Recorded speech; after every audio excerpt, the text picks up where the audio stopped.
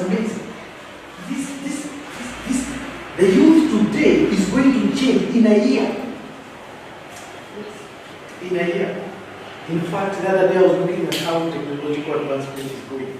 I'm telling you, by December this year, the world will not be the same. We are entering into the age of AI. Saa hii universities wanashindwa tupatie watu assignment ama tuache. Unaangalia mambo ya AI. Yes. Robots. Even robots. Saa hii tunalipea assignment unakufanyia saa hii wewe Kani acha tuende hapo. These are the entanglements the ship is in. Angalia kitu kama chat GPT. Yesterday I was bombarding this software with theological questions. Hey, inanijibu zote. I was bombarding it with psychological questions. The other day he did an exam, a medical exam student, it got 390 higher than a student. One app where you query it and it gives you all the answers. So when your teenage daughter comes home, finds chat GPT. Now she can always be controlled in terms of what answers it can give. But what does it mean about education, first of all? What are you going to do? Tunakwambia university sahihi unapatia student assignment ya nini? Assignment which would have taken 3 days is taking him 5 minutes. Complete with references.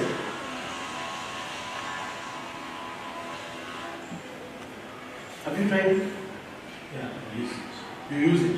Which one? What do you think about your son or daughter? What do you think? I think, okay, one, it's a very hard decision making. Or just so straight.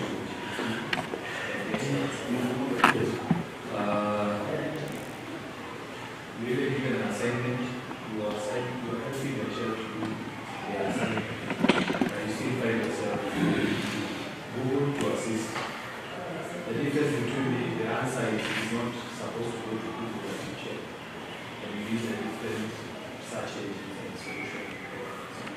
Anapiga hesabu ya quadratic equation anapiga picha nikawa jibu give the child. And that child is in high school going to for example.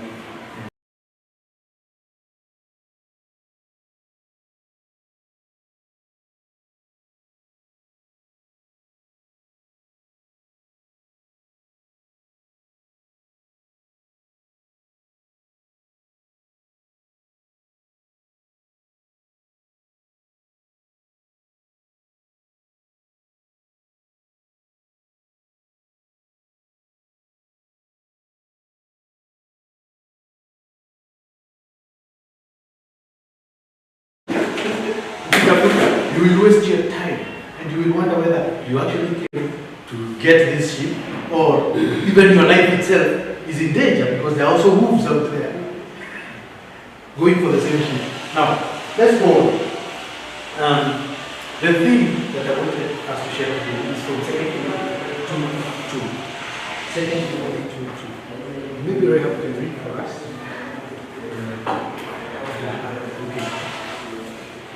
But unaona sasa hivi ameenda kwa simu straight.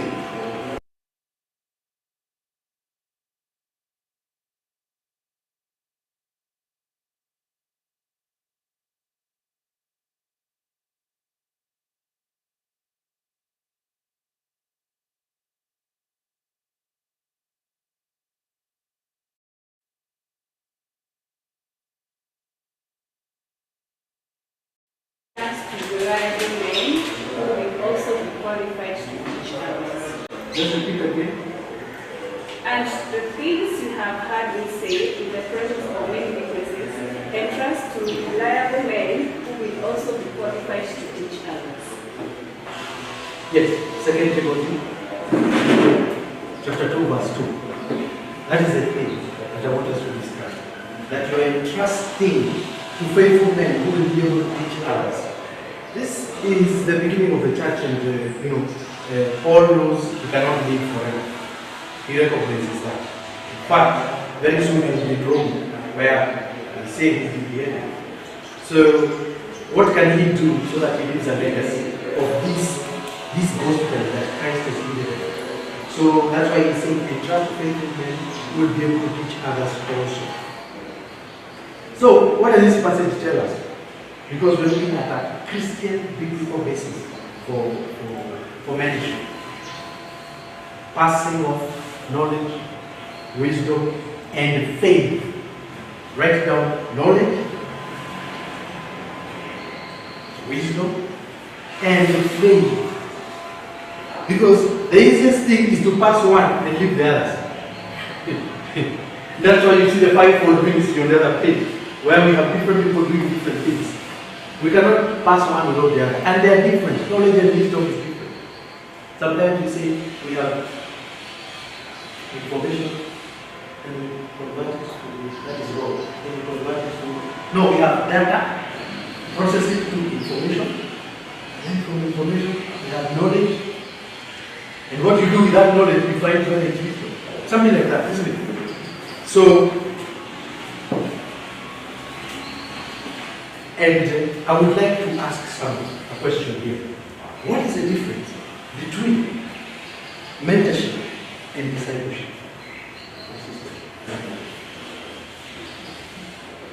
There is no right or wrong answer.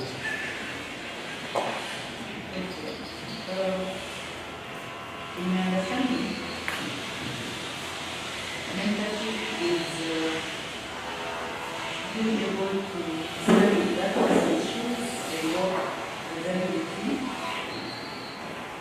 You will be ready with a certain piece of action to live theirs. So basically, walking with them, listening to the things for them. Discipleship, in my view, is when you have spread your message. Like if I'm propagating, if I'm a Christian and propagating faith in Christ, it's simple to propagate the message. So my hope is out there. Yes. But mentorship is stepping into that person's life, walking with them, guiding them, but ultimately the vision to be their success.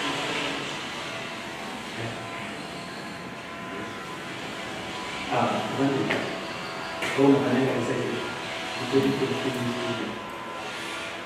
I concur with what she said. Mentorship is walking the talk. This is how we do it, and what we are showing how we do it. Discipleship, on the other hand, is when you want to follow you what you are doing without society allowing them to have their view. Yes, like this is how I want it done. That we do it from our different do you hear that? For discipleship, do we say this is how I want it to be? Really?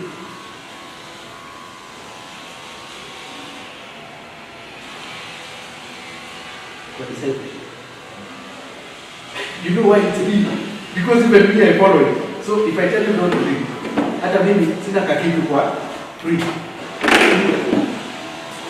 So you see that difference.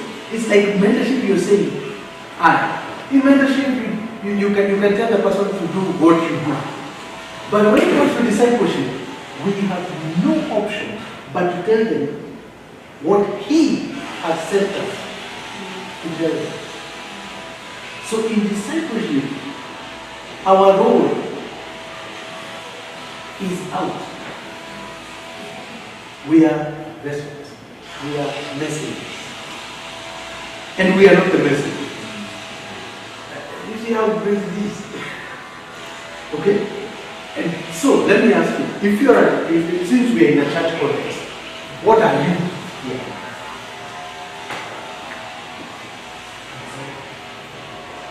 What should we be discussing right now? Discipleship or mentorship? Yes. Yes. We should talk about this one and that thing. Exactly. Because we also know a person is holistic. They also have some challenges which we ourselves can say, I did this. I am an IT expert. I can tell you, IT is good for you.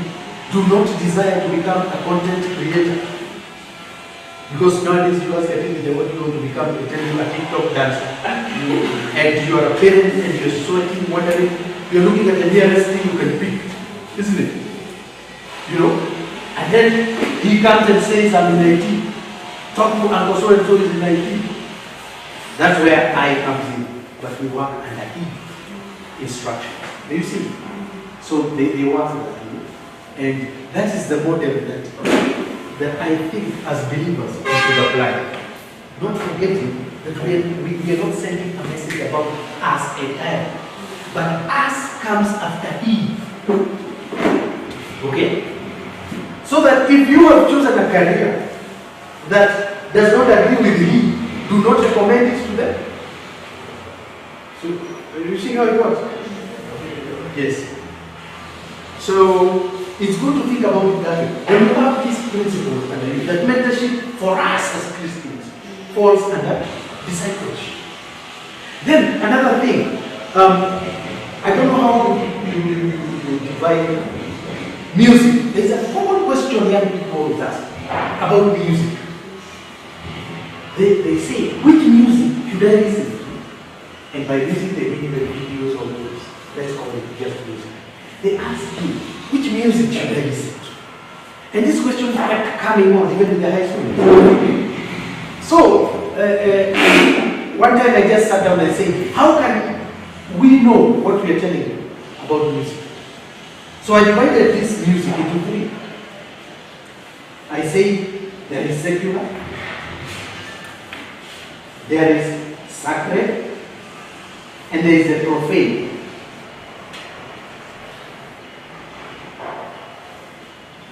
You know, somebody to go to and divide sacred and profane. And we have a problem with that. Because, for example, traditional songs are not profane, but they have no sacred meaning. Because of Zalem, it's like they listen to them, they don't. But we just classify it. So that they don't. This question you will have to answer, isn't it? They'll ask you the integration of secular with the sacred and what they should listen to, even when you guys give them an opportunity to present music about you. How do you look at it? So the secular it does not fall under this, or it is kind of a meaningless thing. Yeah? Then you have the sacred, where we have hymns, worship, praise. Okay? And then now we have the profane. Profane, I do not want to tell you, it is 80% of the content in any TV channel. Okay? Profane in the way it's presented even before they sing. Okay?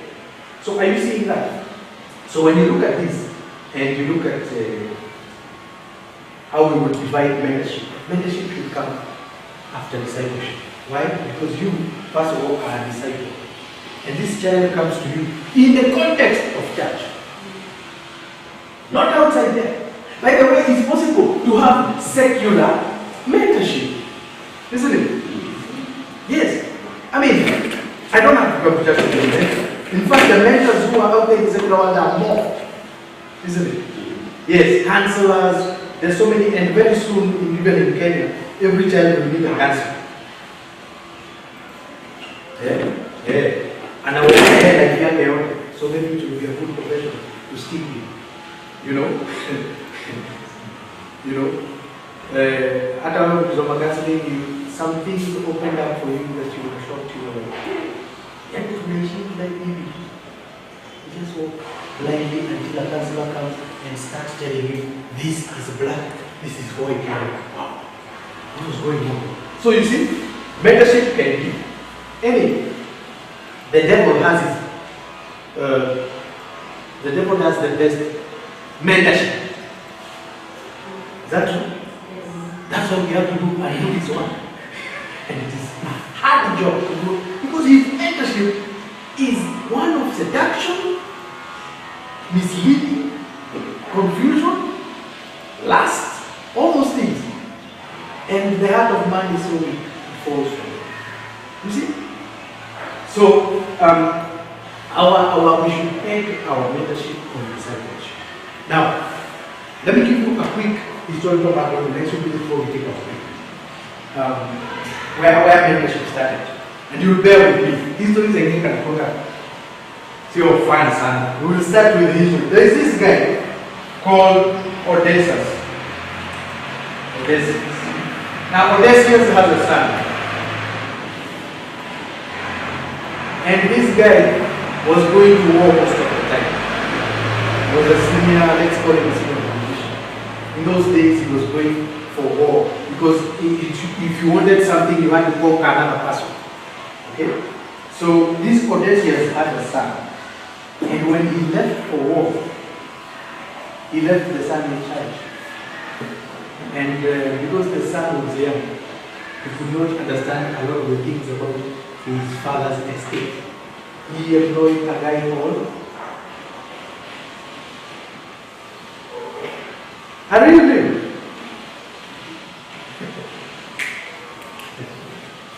So this guy, Benjamin anaitwa John, huyo anaitwa Mary. Kuna John mahali. Yes. Huyu ndiye alikuwa na train huyu to run the estate of the dad when he goes for war. Na siku ya kubwa ati wao unaenda na helicopter. Ni wao unaenda miezi 6 mwaka moja hata miaka 5, you know. So you have that history. So he used to now, you know what is a myth? This is a great myth. From this myth came these 3 people, and that's why the word mentor was born. Okay? And that can tell you how long ago it was. But the structure of mentorship you can see here. That there is a son, and there is the father who is absent. For example, did you know that in church, especially in Kikuyu, the same again, I must say, you know, we say we become at least 50% of the children that we with have one parent actively in their life. You know? Divorce, separation, blah blah. One day, I don't know which one, who be the father or mostly the mother, 50%. So, are you seeing? It's like somebody going for a trip, the son is left. For some of these kids, you are the only mother they will ever interact with without bias, prejudice, manipulation. With you are the only one who they will think. Ambia man, juzi niliambia man, akaenda kwambia nguo zangu. You're the only safe. And later on we're going to read about something called confidentiality, which is very important in mentorship or discipleship. That what information you're given by that child does not go anywhere else. Is it? But there are some circumstances which it's absolutely the same. So for some, you're the only father who they can talk to without negative feedback, whether imaginary or real. Let's say, because even children, yes. So children can have imaginary feedback. When baba lakini mtoto mwenyewe anataka freedom zingine which are non-existent, so therefore they shut you off, they cancel you. They are called the cancel culture. When they cancel you, they don't hear any logic, reason, all those things don't work. So you'll be the only father who they can talk. Male mentor. So we have this Greek mythology, and that's why you have mentor. Now in the Middle Ages, we're talking about 5 to 15 years of Middle Ages. Ilikuwa 5, 15 years. Unajua kuangalia kama hakukuwa na watu siku hiyo. Each generation does not believe the other generation. Imagine 5 AD, like ilikuwa inaendelea. Napata mentorship. It's a rich history, and then we'll go to the biblical. Middle Ages. Mentorship took a formal role. This is why it took formality. It became formal. And I'll give you these notes.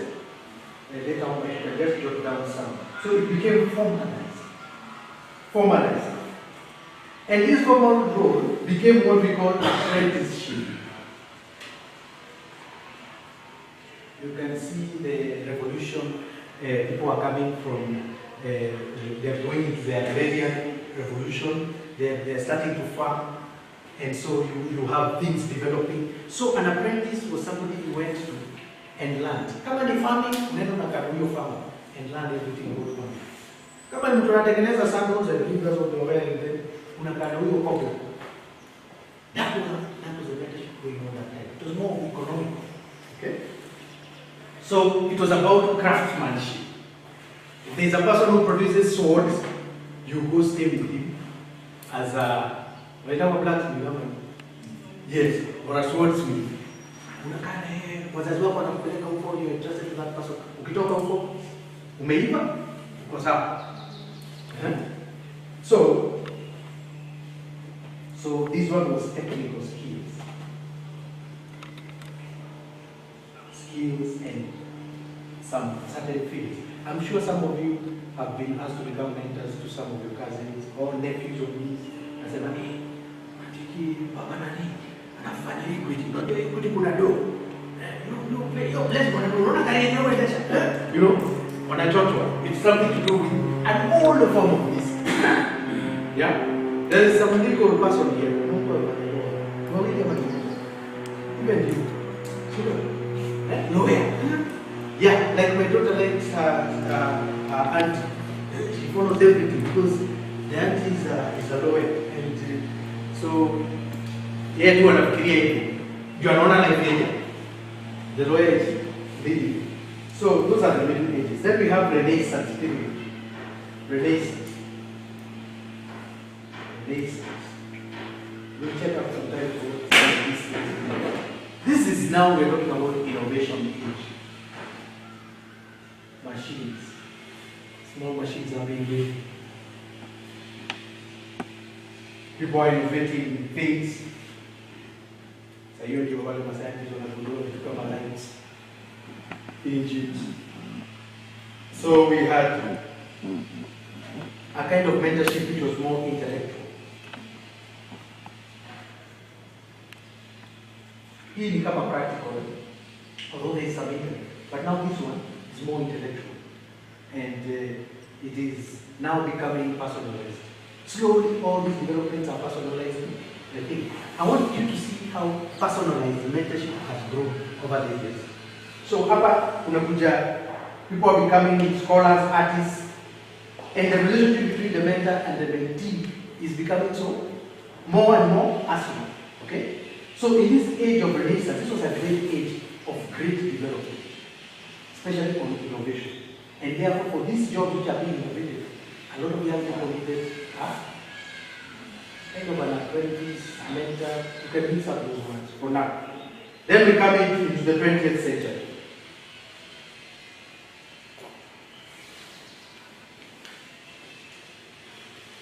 Now we have entered into professionalism.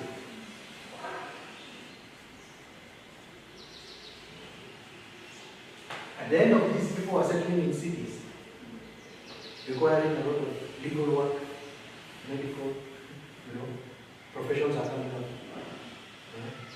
There are a few machines that have been made, they need engineers. Okay, so are we together? We can know what you're already there. So that you see the work that you're doing, the holistic as a part. Now, let's go to today. What a lot of details you see parts of the notes. Today, mentorship continues as an important tool developing leadership skills. Today, our young people, this young person is not the same. Unaona huyu ni 15 AD. Sasa hii tuko hapa. Na huyu ni mtu wa TikTok na Instagram. What are we looking at? We are looking at a relationship. Our children care only for relationship. When Graham came to Kikuyu, I told him, we were discussing with him, I told them, these kids, they will not remember the school fees you paid for. That is why they have once you will understand that hata kuambia Mungu unaona ile kitu nakuibia. No. The child will only remember the close relationship. Not. There is something in psychology we call when we're looking for intimate relationship. As I finish that, and I want you to notice intimacy. You want to be in a very but intimacy is not generally what we usually think. It includes that, but not mostly. Isn't it? And then there's transaction. Majority of the children we are going to be teaching in the church school come from families where there is only transactional relationship. You've had something very well where even a parent will have an audacity of saying, you are a loose child. Transaction. The child becomes like a client. What these children are looking for, and they are going to rebel until they get it. In fact, even in the subsequent lives, marriages and parenthood, they will be hunting down for intimacy without know you. Some are even engaged in drug and substance abuse. If you dig down as a psychologist, you find out that historically there was no intimacy. And this is what we want to create in our mentorship. We want to come from. You see this mentorship up Emmanuel, it is about transaction. Now we are moving towards intimacy. Because human beings are understanding that when it's all said and done, slowly, that gap, that emptiness of the heart is crying out for fulfillment. Those are the kind of things we are about to encounter. Kids who are looking for intimate relationship, not transaction. Even when you stand there teaching these kids, remember, sometimes you will not be intimate because they are not humans, isn't it? But you must create it because He demands so. Have an opportunity of question time. Wakati tu makaratasi wala wako enough to give you asking for example. I have suggestion box. These kids for today, they are not going to settle until they get this. They will be divorced 6 times when they grow up, looking for this. They will drink and you collect them in trenches. Wakisema ati I'm just having fun. No. Dig deeper. Intimacy. They will jump from one to another. Umesikia wanaita kwa generation? Ati kwa employment, how are they doing? Mwongeleshe kidogo hivi mali ya kuchi. No resignation letter huwa hivi. Hawamonge kidogo.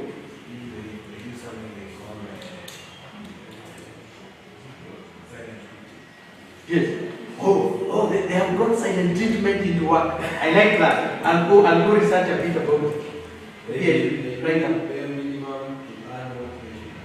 Yes, the performance level required, but they will never be exactly. This is what you need to avoid. And most of them, it is you who is there to fix. Not home. Most of the parents don't know this stuff we write in here, and they don't care. In fact, it's not that they can't know. It's not about capability. It's unwillingness. You have volunteered to become a teacher because you're not only capable, but you're willing to get into the woods and get the sheep out. But is it consistently seek child who acquired knowledge and happen to have given birth to a child? So you have a wounded child, parenting a child. Somebody will say, so my concern now going to be professional. As a program manager, before I design a program, I have to do a problem analysis. yes. And now, this comes because we have the whole continuum. Because we have 0 to a married, that is our delivery. We take you through the sacraments.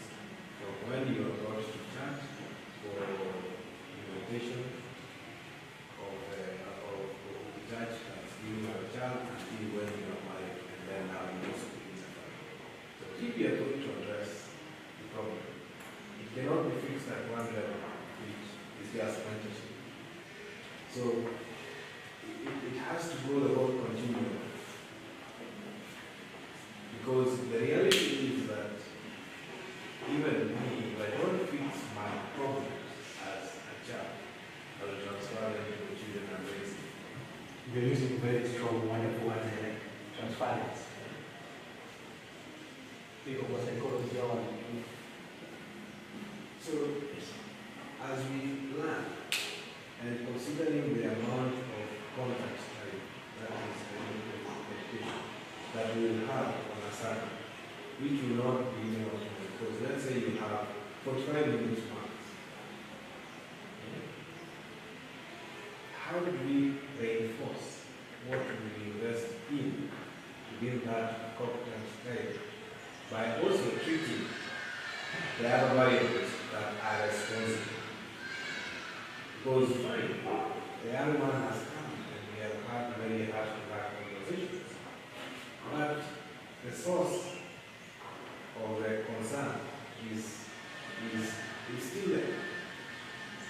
Yet, on the letter you have no legal, you have moral, yes, maybe because you are not, but you have no legal responsibility. And even where you know some of the things happening are not legal, and you can even be able to send maybe a child protection officer to that case, you will not initiate it, because that is not the spirit behind why the mentorship is occurring. So I think as we do this, it's good and very appreciated, but then as a wider community of the Emmanuel community, then we need to look at how do we provide interventions for the areas. Because we are successful. You are saying we should attack this from all angles. And it's good we have the chairman here. He's noting those things down.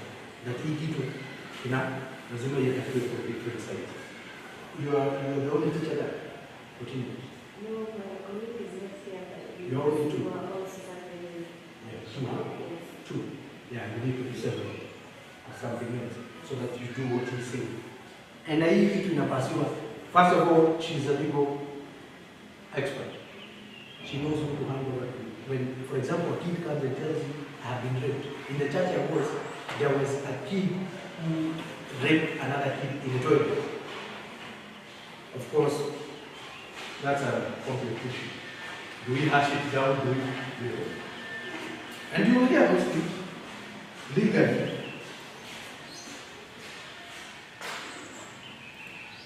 Sahi huwezi kuwakabali ndani kwenye design. Okay? So that's what I'm saying, we can all work together. So we should work with other departments. In some way, to be done. If you're not resourceful, at least we go. Any other question? I read it from observation. Yes. We were late last year, we were hosting some young people for an initiation program. And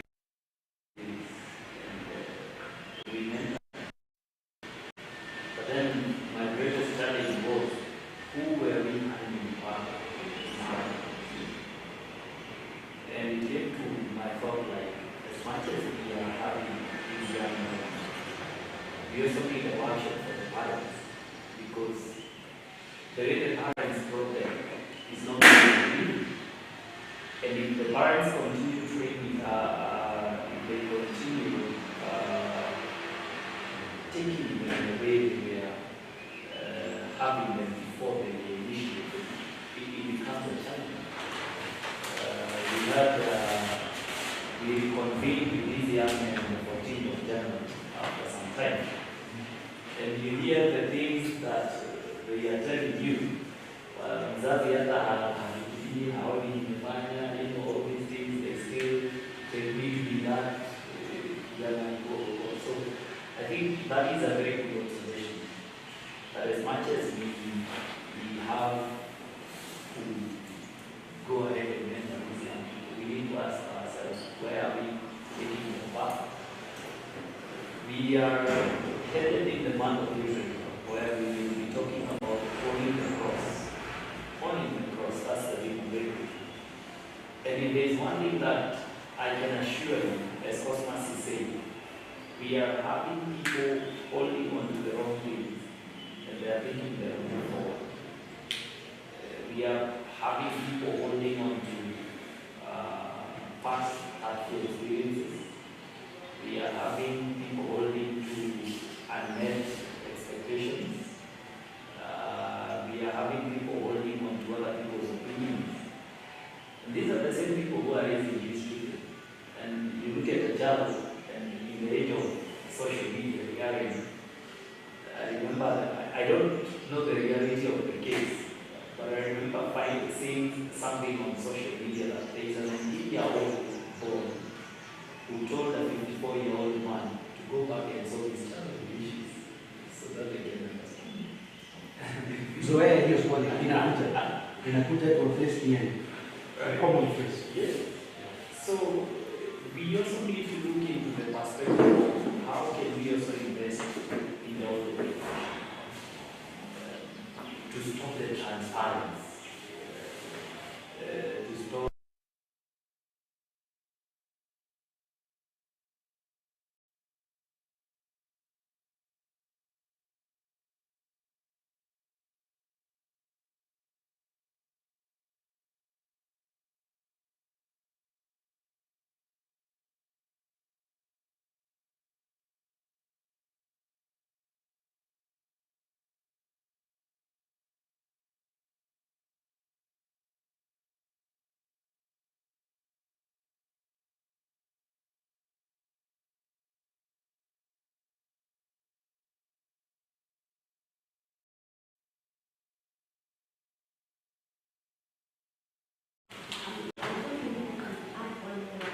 Yes. The group of children we are working with currently, I mean not here, but generally, the generation we're working with has a level of entitlement around everything. And so even in your approach, they come with the thought of who are you? I know. Because generally the age group we're dealing with is also very millennial. It is raised by millennials. So they think they know.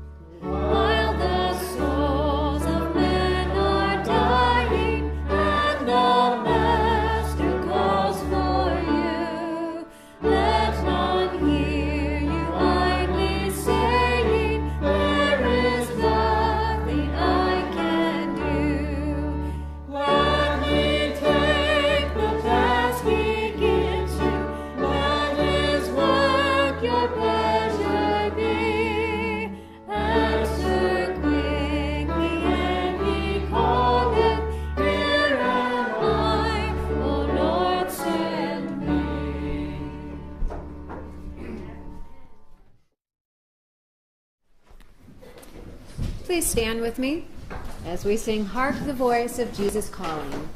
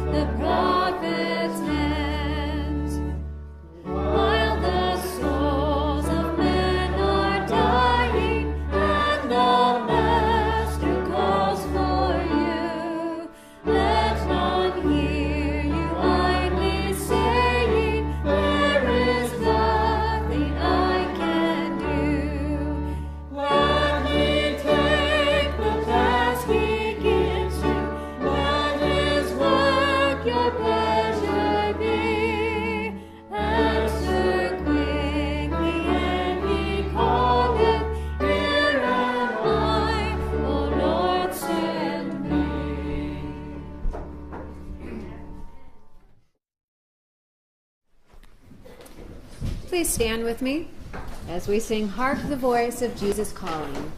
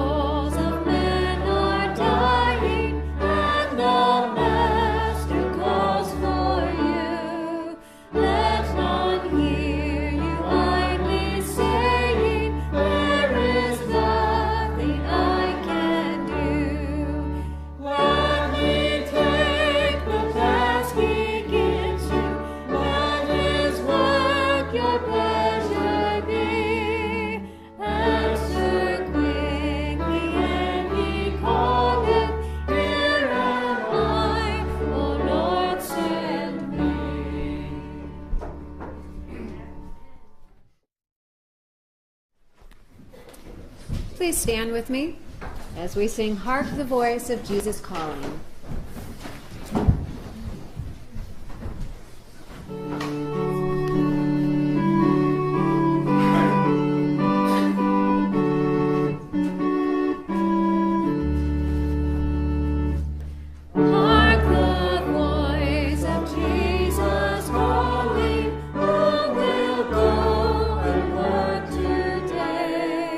Fields are white, the harvest waiting.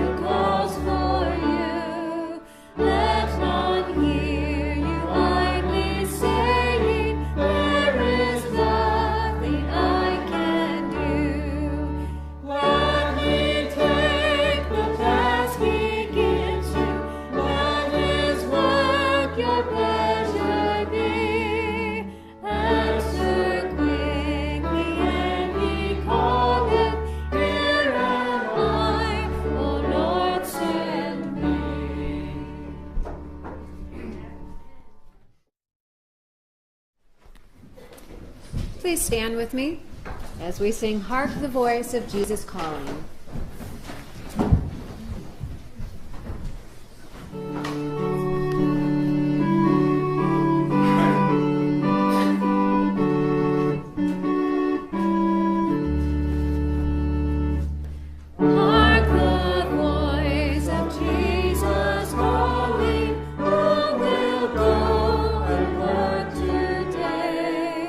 Fields are white, the harvest waiting.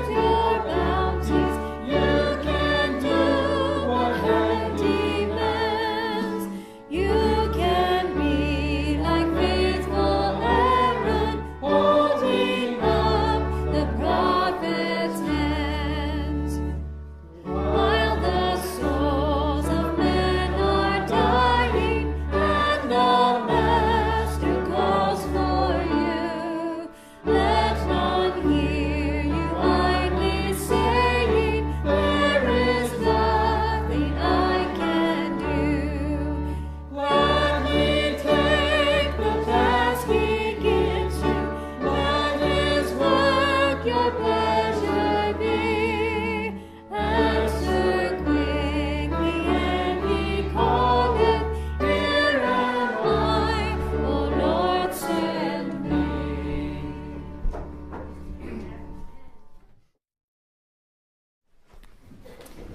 Please stand with me as we sing Hark the Voice of Jesus Calling.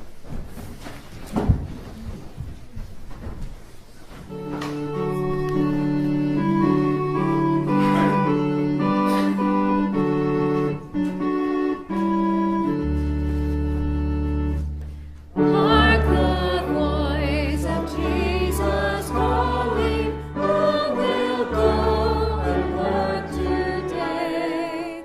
Fields are white, the harvest waiting, who will bear the sheaves away? Loud and long the Master calleth, rich reward he offers free. Who will answer gladly, saying, here am I, O Lord, send me.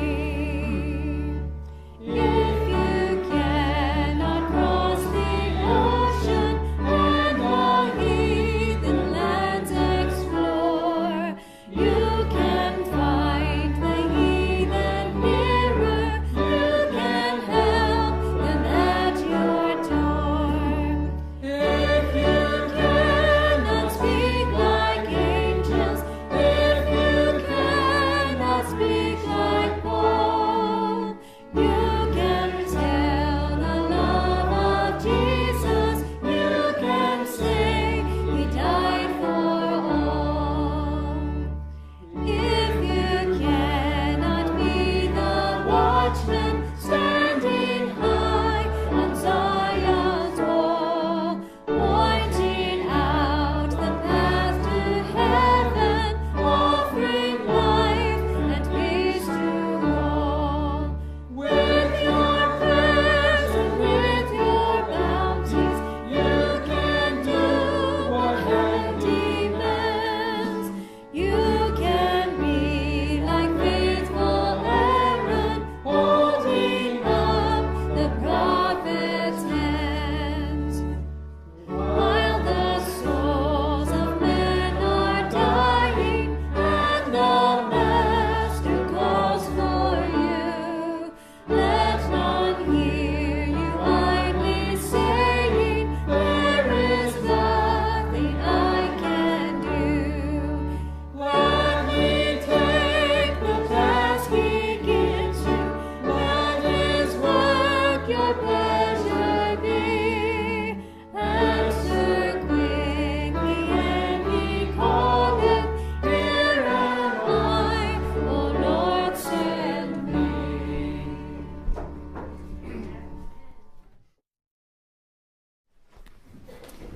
Please stand with me as we sing Hark the Voice of Jesus Calling.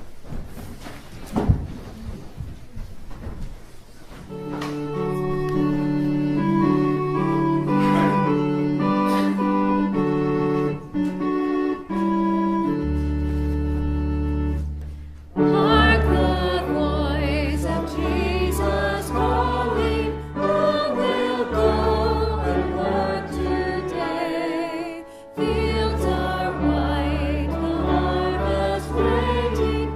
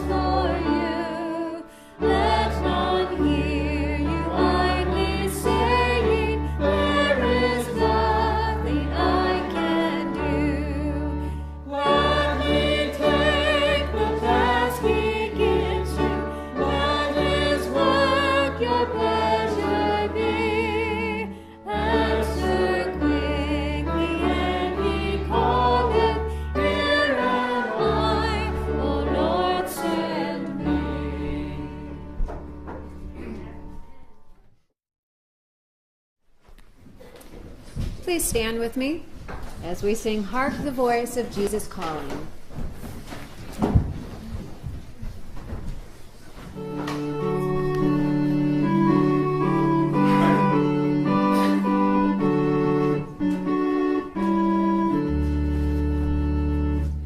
Hark the voice of Jesus calling, who will go and work today?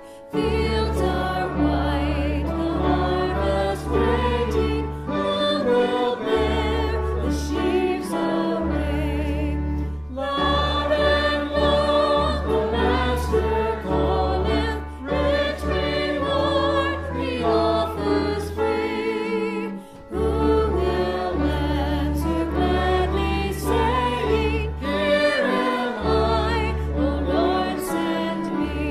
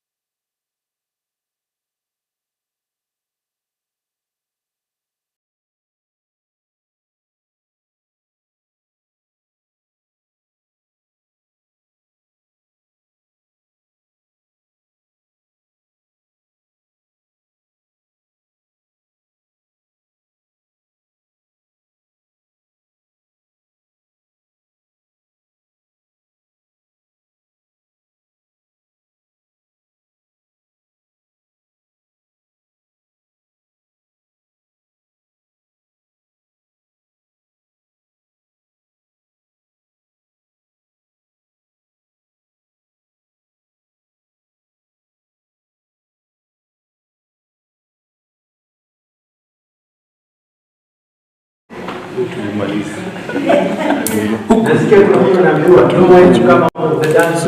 If you are a good dancer, no way to exit. Yes. It's very true. And we have a major issue here. When does a parent exit?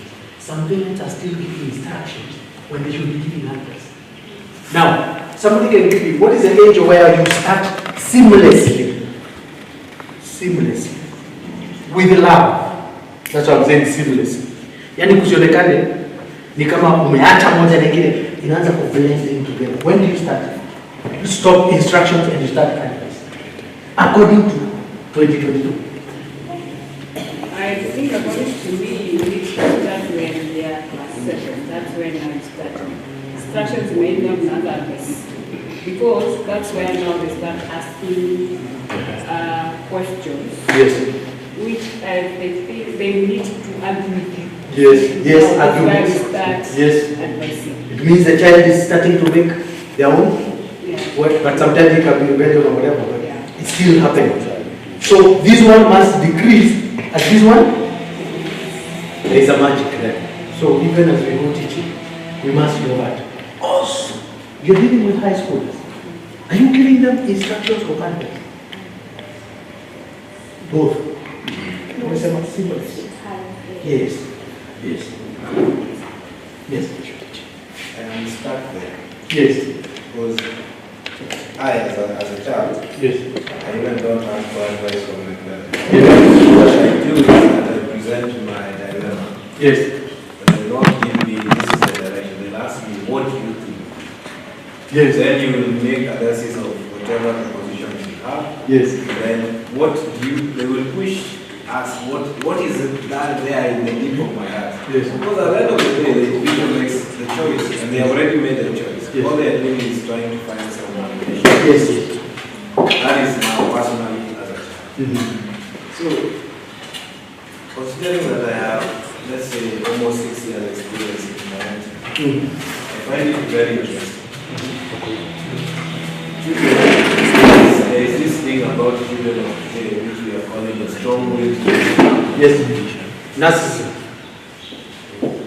Strong-willed. This is a word you must study after today. Exhaustively. Wikipedia, ChatGPT, and this one, if you are to move any step anywhere, study this one. We're in the age of this. So I have 2 children. And one is 6, one is 2. And the approaches for correcting the 2 is very big. Yes. If I want something from the 3-year-old, I have to use a very different channel, or even how I structure my conversation, and how I also engage with it. The 6-year-old is now in grade 1. Interestingly, is that I have to combine instruction and teaching and advice on the same instance. Yes. So I'm not, because I need to instruct as what should be done. Then I explain scenarios from his experience, what he has done in the past, what he has done now, and how it will emerge in the future. Possible. And then how do you carry yourself? Because I am a strong believer on the individual, knowing yourself. So that is the only thing I want to achieve as a parent, that my child or my children should know themselves. So I believe that we need to instruct, teach, and also advise. On the same issue. There is no one solution for any of the experiences that we come across. And as we are doing that, we have to remember, just like in exams, we don't give leakage. You want them to learn from there. Although there are some mistakes where you shouldn't expect them to learn from. So we are training them. Because when you exit, what will happen? And they are only picking instructions. They don't know how to process their own stuff. So it's a balance. But with time, you can be able to develop a kind of a balance. It's a bit tricky. Hii ndio inaleta vita mingi kwa family. Unasikia mama wa 80-year-old has been beheaded because of land issues. If you look deeply, Somebody did not know when instructions and advice. Stop. It just doesn't stand on the surface. Yes. Forget what the radio say. Radio say what we hear. Yes. Okay, on both instructions and advice. Yes. Probably from my point of view, I have noted that maybe because of the parenting styles we have Yes. as a nation, let me say the African setup, our ways of parenting do not allow for us to, they're so confined to certain ways that there's a level of self-awareness, there's a level of independence, there's a level of decision-making skills that we do not allow the children to learn, so that by the time we should be giving instructions and giving advice, we have the liberty to say they have actually acquired the age of learning. Yes. So I think why we will find ourselves in that dilemma is because our children are not ready for instruction and they're not ready for advice. Yes. So even as we come to church and the responsibility to teach maybe or mentor, we still feel like we are raising our own children. Yes. So we do the same thing even with the children Yes. that we find in church. Transparent. Yes. Which you talked earlier. It was on the other page. You need to find out what is transparent. It cannot be avoided, it happens, you can only minimize it. Then there is counter-transparency, where now you're transferring your own stuff to the person. And then now you absorb their stuff. Okay? There was a lot of counter-transparency in the times of Jesus. Sometimes he could be overworked because he had done so many miracles. He's taking on a lot of the pain of the people, you know, and he had to go to the hill to receive some, you know, peace. It will happen to you as well. Kwanza ukienda kutafuta ship penye tunasema, you will absorb a lot of things that you will see affecting you. And we are trained not to have those words. Another word that you need to find out is enmeshment. Okay? Enmeshment, well, there's somewhere here down I mentioned about boundaries. When we're talking about boundaries, it's very important for you as a mentor or even a teacher, yeah, to create boundaries. I know everyone here knows what are boundaries. Okay? Boundaries are not to block everyone. They are to allow people, the right people in and the, is it unright? Okay, the wrong people out. Because some people create walls instead of boundaries. They're supposed to create a boundary. So while you're creating a boundary, later on you will see what it means. By the way, I can take this time to quickly explain some of these things. You're avoiding enmeshment. Most of the time you will be enmeshed with your student. If you're not careful, if you don't have boundaries, you are enmeshed. And most parenting style is about enmeshment. That's why we cannot understand so instructions. Yeah? Letting go is hard. So we should see how this works. I wrote here emotions. Is that sometimes you let go of emotions and go to logic. It is wisdom to know when to start one and to end it, and you don't actually eradicate emotion, just reduce it. Separate this from emotions. Okay? Now, she talked about parenting styles. This is an important thing. Write it down, you can go look at it later. Your parenting style will define your teaching style. Right? Kama unachunanga mtoto utakaje ruka sana, you are helicopter pilot, for example. When you go to your class, you're helicopter class. Na utakuwa ukikasirika sana when any other parenting style shows up. Mtu anaruka ndio hivi, na wewe sasa yote unatumia, wewe tiga. Na wengine parents wao wanaambia, anaruka kila kitu huko. As you learn. So, understand those things. So, make sure your parenting style is left somewhere outside the gate on Sundays. That will be hard. Very difficult. But you should leave it outside the gate. You can pick it up when you're going home, but it will interfere. And if you stay there for so many years, your parenting style will show up in the kids. Okay? This thing is so complex, so let's go on faster, if you allow me. There was this word I wrote here, homeostasis. You wrote it down.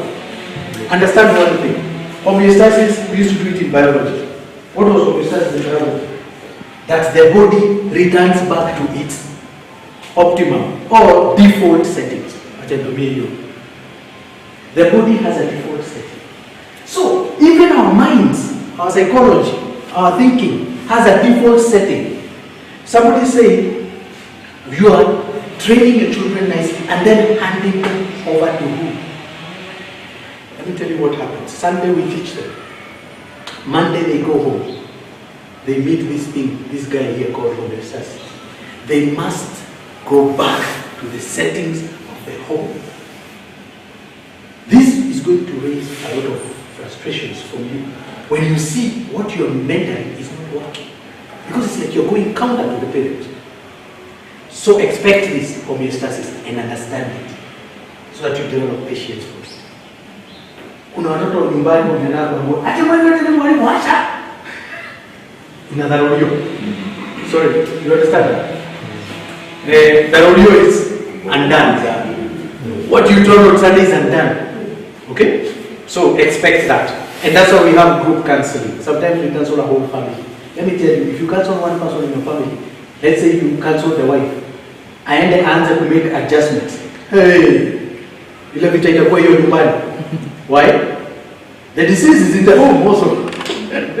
Umempatia dawa ya COVID lakini kwa watu wengine wako na COVID. They will fight her so that they because there is a way they knew her and they don't want her to change. Cancel her husband who is drinking and he goes home at 5. See your one at 5 jioni. Ile kelele itakuwa huko. Kwa nini kati na itafungwa? Kwa nini hiyo onion imeungua? Baka bibi anasema aende ukuni huko kwa sababu. See that? Because of homeostasis. This is very dangerous. So understand that even in mentorship, these things work together. Okay? So sometimes you can just write them down and then look. Now we're talking about entitlement, grandiosity, yeah, which we call, by the way, sisi squeeze tunaita in quotes, expressing yourself.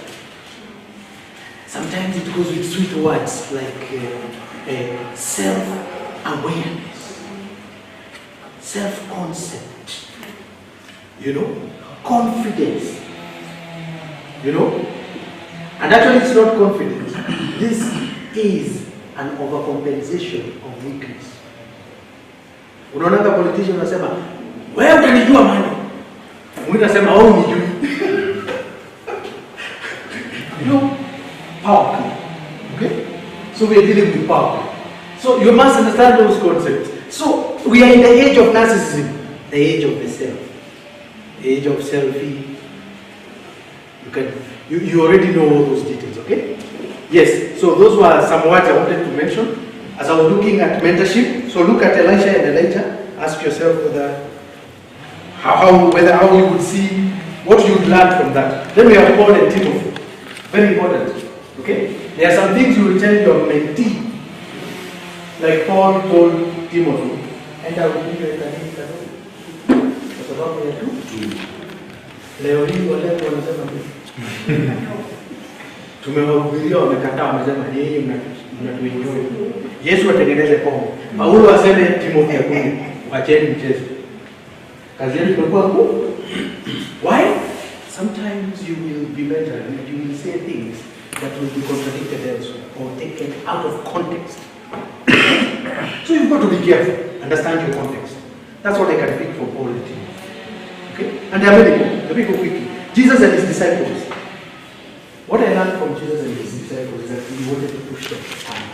He needed them. For example, he wanted their faith to be so strong. So don't underestimate your mentee. Give them something hard to do. Okay? And expect something. Because if you don't have expectations from your mentee, then how will they have their own expectations? They won't.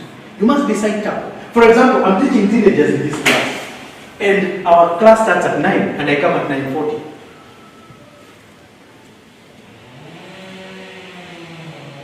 Okay. What does that say? We will see it as one of the things which is a big problem down there in mentorship. You put it at 9:40, the class in 9. Where I was, I used to come at 8:45. Naanza kupanga vitu. Waezi panga teenagers. Nakuja wasimame. Wengine kwa dirisha, wengine kwa hapa. Napanga viti tu. Mingi viti, unaimagine viti 100. But it never is working. Okay? So that means you must come at night. Try. Harakisha watoto unajua kuna kazi nyingi kufanya. Maliza ukuje nani. It sends a very serious message that what we are doing here is serious. Let's not be fashionably late. Even when you arrange to meet your mentee in a place other than the church, be there on time. She said, "Ukuja mapema, ama late." Just be there on time, because that's part of mentorship. It says about, and children can pick it up. Okay. So these examples are biblical examples. Now we have the confidence to get into the matters. We know we have the backing of anywhere. Okay.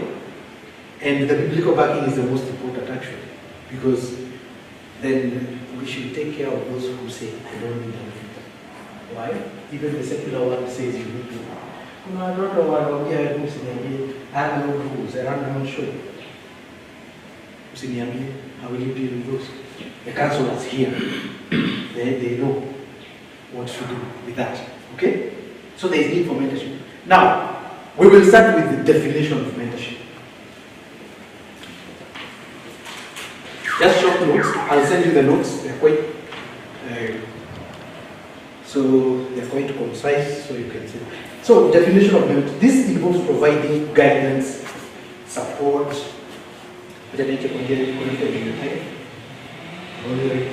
guidance,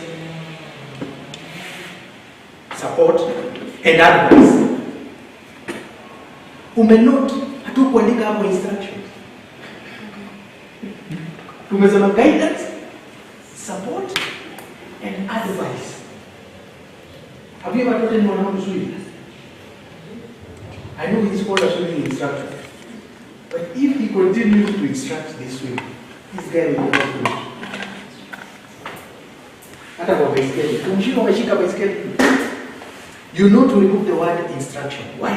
Instruction is embedded inside the guidance and support. If your mentee respects you so much, they are going to perform the guidance, the support, and so your instructions take an automatic life of their own when there is respect and rapport between you and the mentee.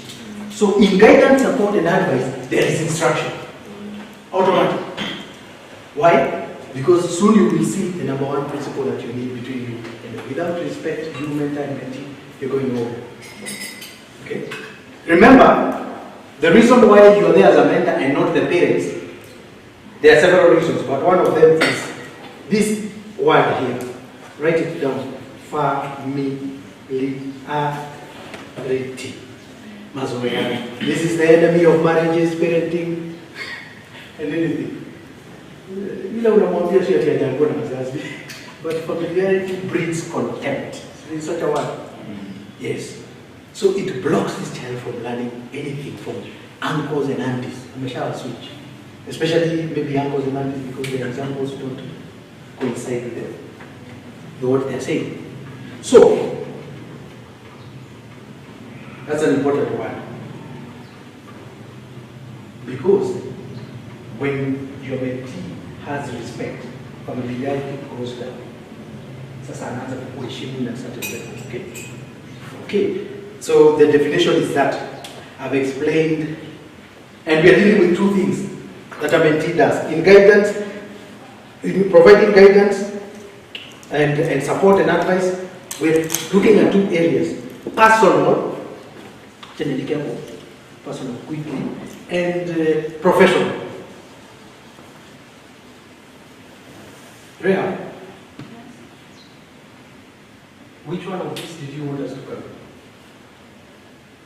Because they are separate.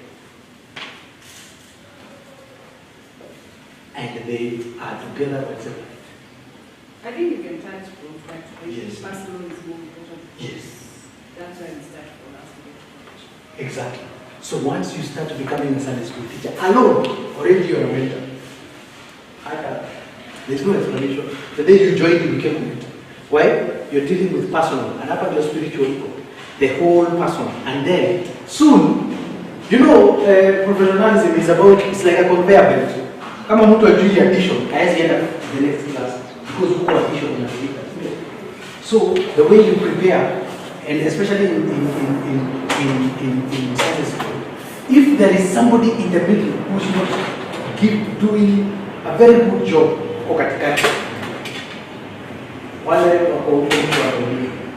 let's say in class 4, in grade 4,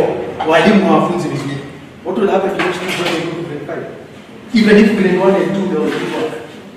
You see, it's a conveyor belt. So let's remember that. So we are dealing with personal and professional goals and objectives. Even when you're counseling a person, a child who comes and tells you have an issue with pornography, find out what are his or her goals in life. Very professional. Because what do you want to become when you grow up? That is a professional goal. Leave them there. Okay? Even when whatever they're saying is irrelevant, has nothing to do with the professional goal. Okay? Now, let's look at the importance of mentorship. And one of the importances of mentorship is to develop leadership skills. Remember 2 Timothy 2. Train. We had read it. Train where it's here. Paul was saying, yes, he's saying, and the things that you have heard from me, among many witnesses, commit this to faithful men who will be able to teach others. Okay? So we're looking at passing leadership skills. We're also looking at building relationships. Mnakumbuka kwenye tumetaja intimacy.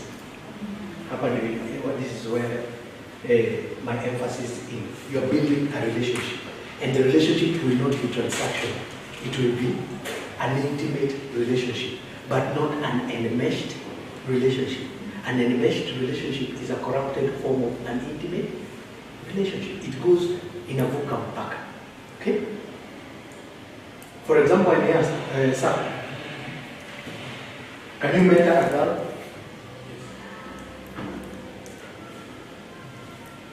Do you think you can mentor her? Yes. Someone else? To some extreme. Kwa nini secondary schools za girls zinanga advanced secondary schools?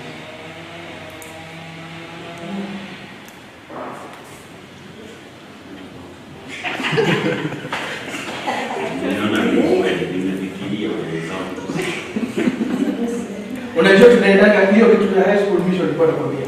Tunaombea watu. And then wale wanaokoka wanapanga laini hapo. Sasa ukiwa kwa girls school tulikubaliana tu.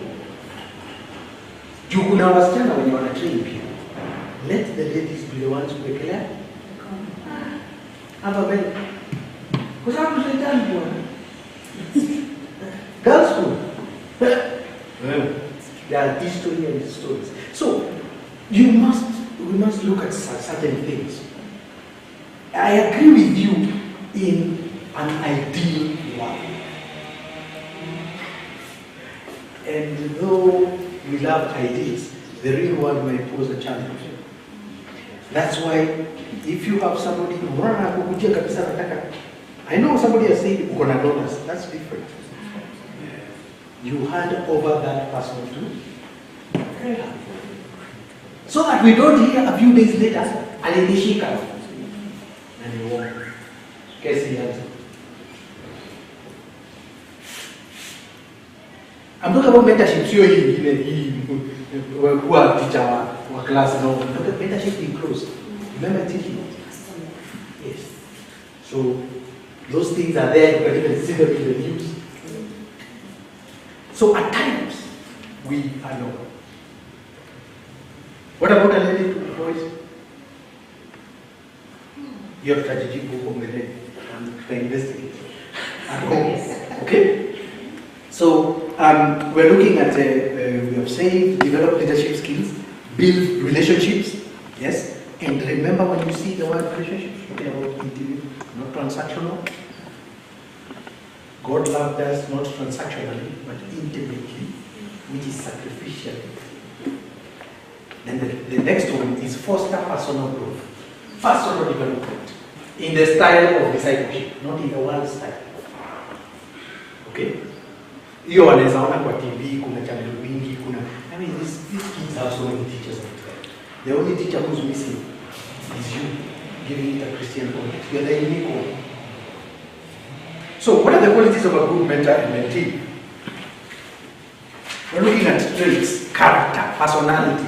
And these things are different. Just write their traits, character, and personality. For example, there's a difference between a character and a personality.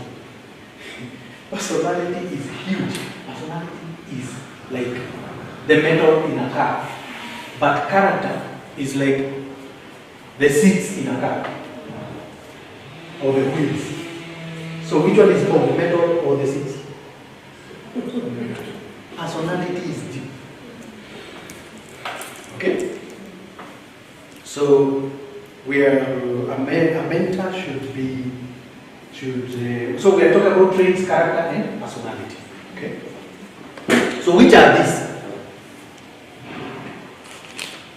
And by the way, there is a way they are arranged because it's very important. Number one, good listener. So I'm sitting here being cancelled by the chairman here, and I'm talking, and he's on his phone. I'm the mentee, and he's the mentor. What do you think I'll do? Supposing you went out for a date, and you're talking to this lady and you're on the phone. What does Kibe say with you?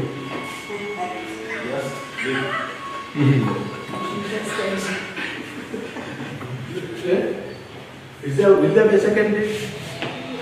No, that's a red flag, isn't it? Good. This child is watching you. Shift the eyes. You're not focusing, you're not listening. That's why you take them to the side. Not so. See, your side is hard. Can hit it up. Light. Yes, light. I like that. Light. So they're looking at how you are doing. Good listener. You pick it outside. If you don't have it, we have many issues here. And we are how we're brought up. And training may take long when you're not a good listener. You have went into a bit of me, while I forget, you get a good listening skills. Yeah, you listen to these guys. One of the ways of listening is taking their opinion. Okay? That's why we allow them to have a Q&A. That is one of the best, one of the ways of listening. So listening skills, and then being empathic. Because empathy is everything in mentorship. Empathy is stepping into the shoes of the person. Being less judgmental. That's what we're talking about. Just because you didn't drink throughout your life doesn't mean that you cannot empathize with the person who is drinking right now. Not you are serious or should you are the model of a student. You even had a progress report.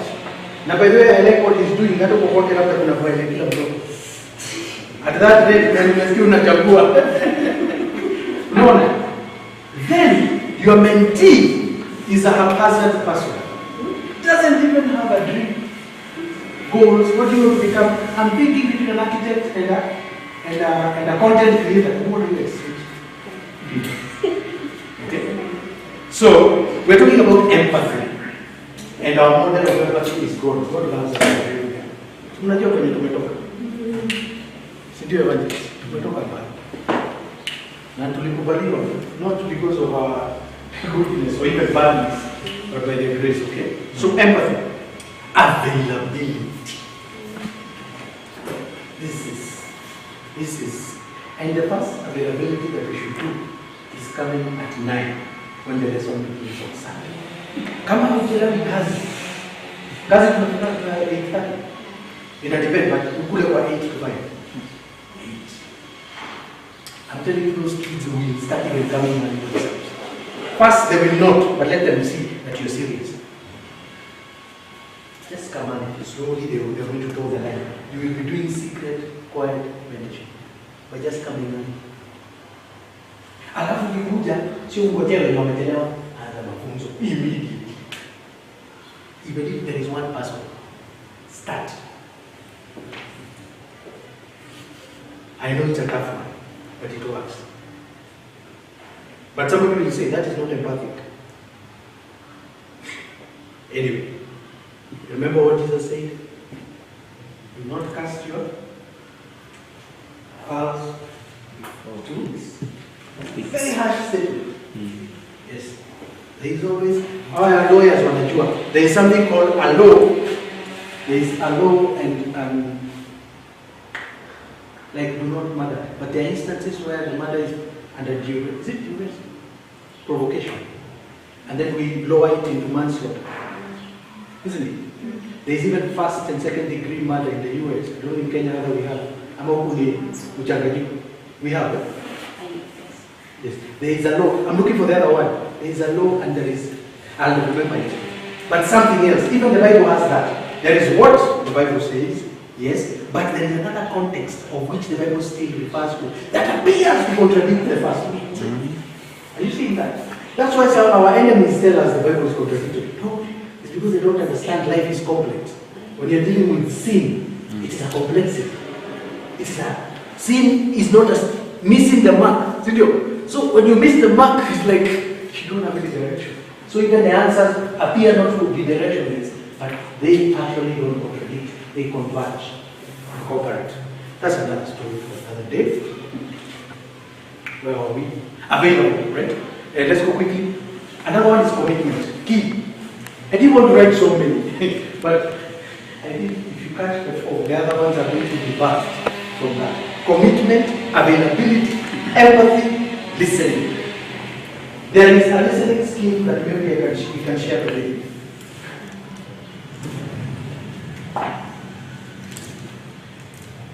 Write this down. Listen with your eyes.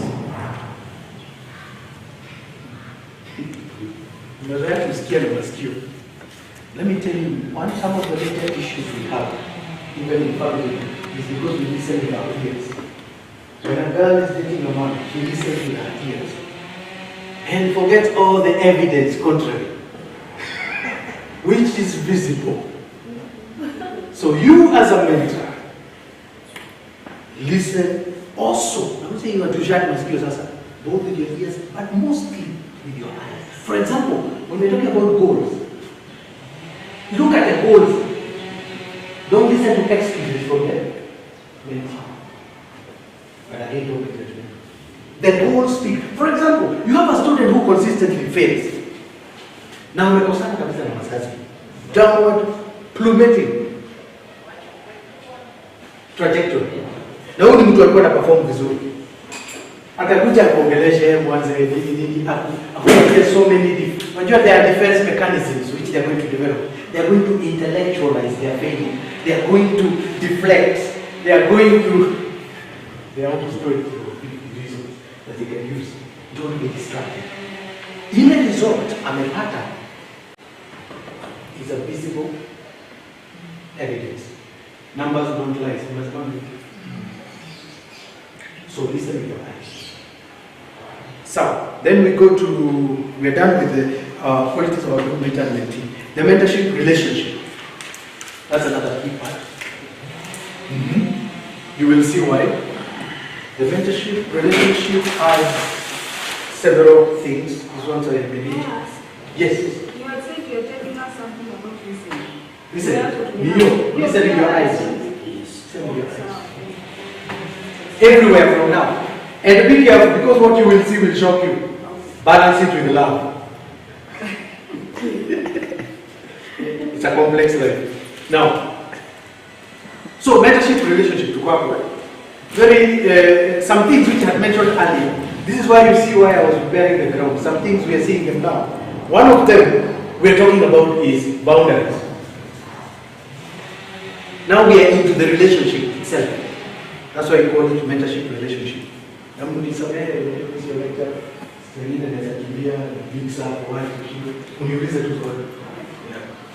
So boundaries.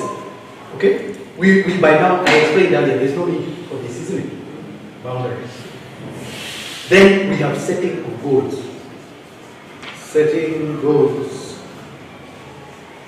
Targets. Hapo ndio kuna vitu kama smart. Ni gani ingine tumetengeneza kwa are there any more than smart? By the way, you guys are professionals. Don't use all your guns. Kunanga kitu ya equity na hapo wapi amen. Hakunanga kitu hiyo unatumia equity. Na yenye uvai kutumia kwa chache.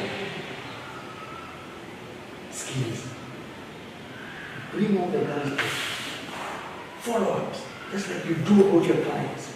Unaona kwenye clients si watu waliambiwa juzi waachane na which bank ACB. And I was looking in Twitter, I watched how NCBA na hizo bank zingine wamenyakuwa customers wa ACB wanaongelesha vizuri. Come open an account with us quickly. Announcement imekuwa Monday, Tuesday wa papo. Corporate, unaona kama corporate kufanya kazi. That's how we should look for the souls of these people. They are more valuable than a customer in a bank or a client in the firm. Okay? So setting goals, communication. This one is key. This one can be challenging, communication. Because even you, as a communicant, is there a word like that, communicant, nasikia tuko kwa church kani nisema kidogo ingine ni outside the church. Your communication skills should go very high. Na tumeshare some, which are listening is part of communication skills. But let me tell you of another one. Everything is communication, right down there. In fact, the best communication is silent treatment. Wale watu kwa ndoa wanajua nini?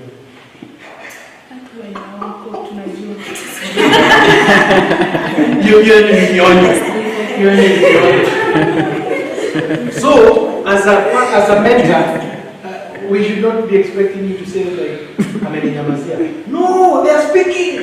Listen, watch. Silent treatment has many meanings which I will not cover right now because they are very serious. If you go into the scientific meaning of silent treatment and another thing called stonewalling,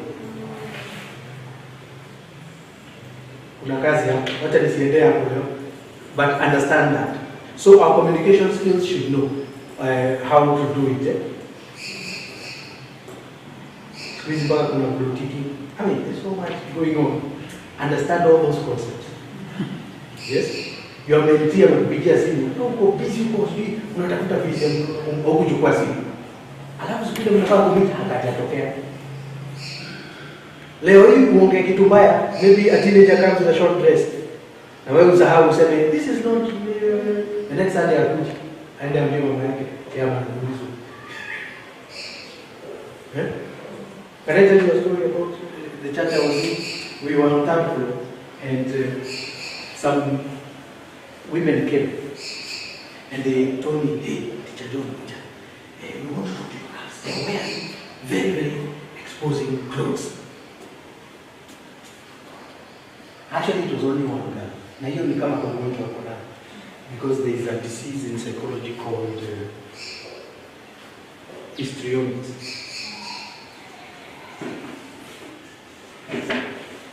Such, where a person has worshipped their body and the way they do. Hata umwambiaje, lazima avae miniskirt. Everything is about them, okay? There is that condition, and I think it can be seen from a spiritual perspective. So I told the ladies, the church, wazazi wao hawa wasichana walikuwa wanakaa kwa benches, kama pale kuna benches, na walikuwa wanakaa chini na kuna and I had seen it. I'm so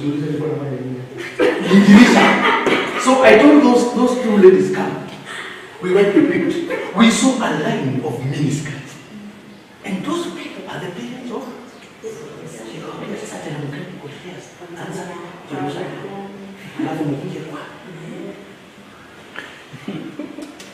so bad because I messed up. People are induced with but I told them the money is from the amount. The problem is deeper. You mnakuja kupigia watu kelele na yeye na mama yako wamematch. Exactly. You see that? Maybe you can get something from that. So we have seen boundaries, setting goals. Because without goals, where are you going? Maintaining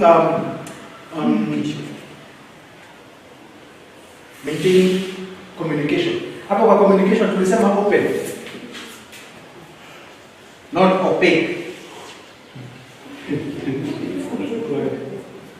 Opaque. There are so many terminologies which will be forever etched in our minds. And millions. So, open communication. What what will happen if I myself am a closed person and my mentee expect openness? Will it not be a one-way relationship? A very dangerous thing is mentorship. One-way relationship. You are a closed system, but the other one is open. Do you know what we call it? Transactional relationships. Intimate relationships are two-way. In fact, from my studies, if you want to know one major cause of divorce, which is at 60, is it 61 or 65? I don't know, I know it's 70. It's because of one-way relationship. Watu wanajua baadaye kwa ndoa. Kumbe ni mimi nilikuwa nikifanya all the emotional work. The thing has now become transactional. That happens in mentorship. Avoid this because it shows there is no intimacy, which means there is no love. Okay? Mentorship in the church context.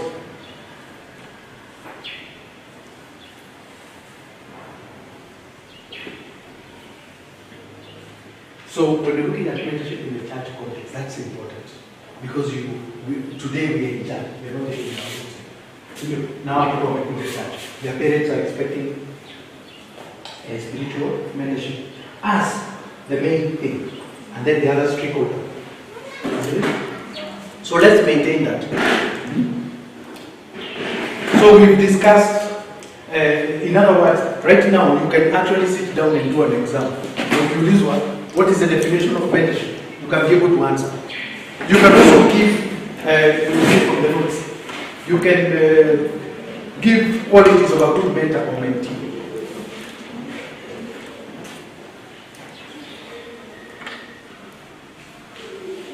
And let me ask, when we are teaching in our classes, do we have a problem? How many usually know on Friday what they're going to teach on Sunday? Yes. We have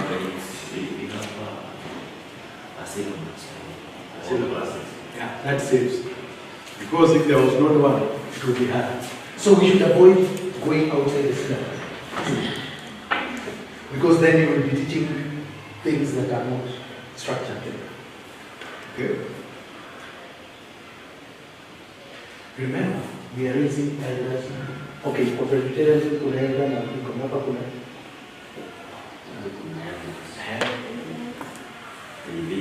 leaders, evangelists. Yes, it's your work to spot these talents.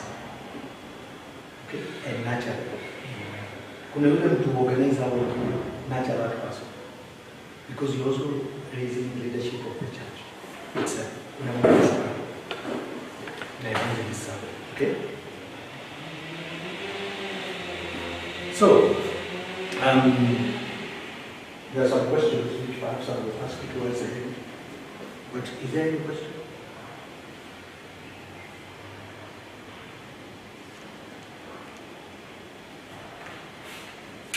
Okay, let's go. You can write it down and then we can look at it later. Let's go to, I had put up in, I thought there were 3 sessions. This is the second session now.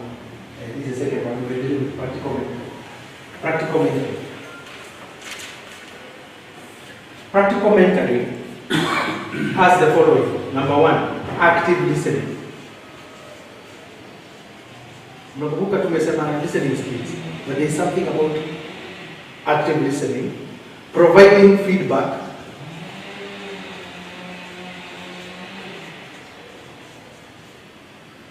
Number 3, goal setting.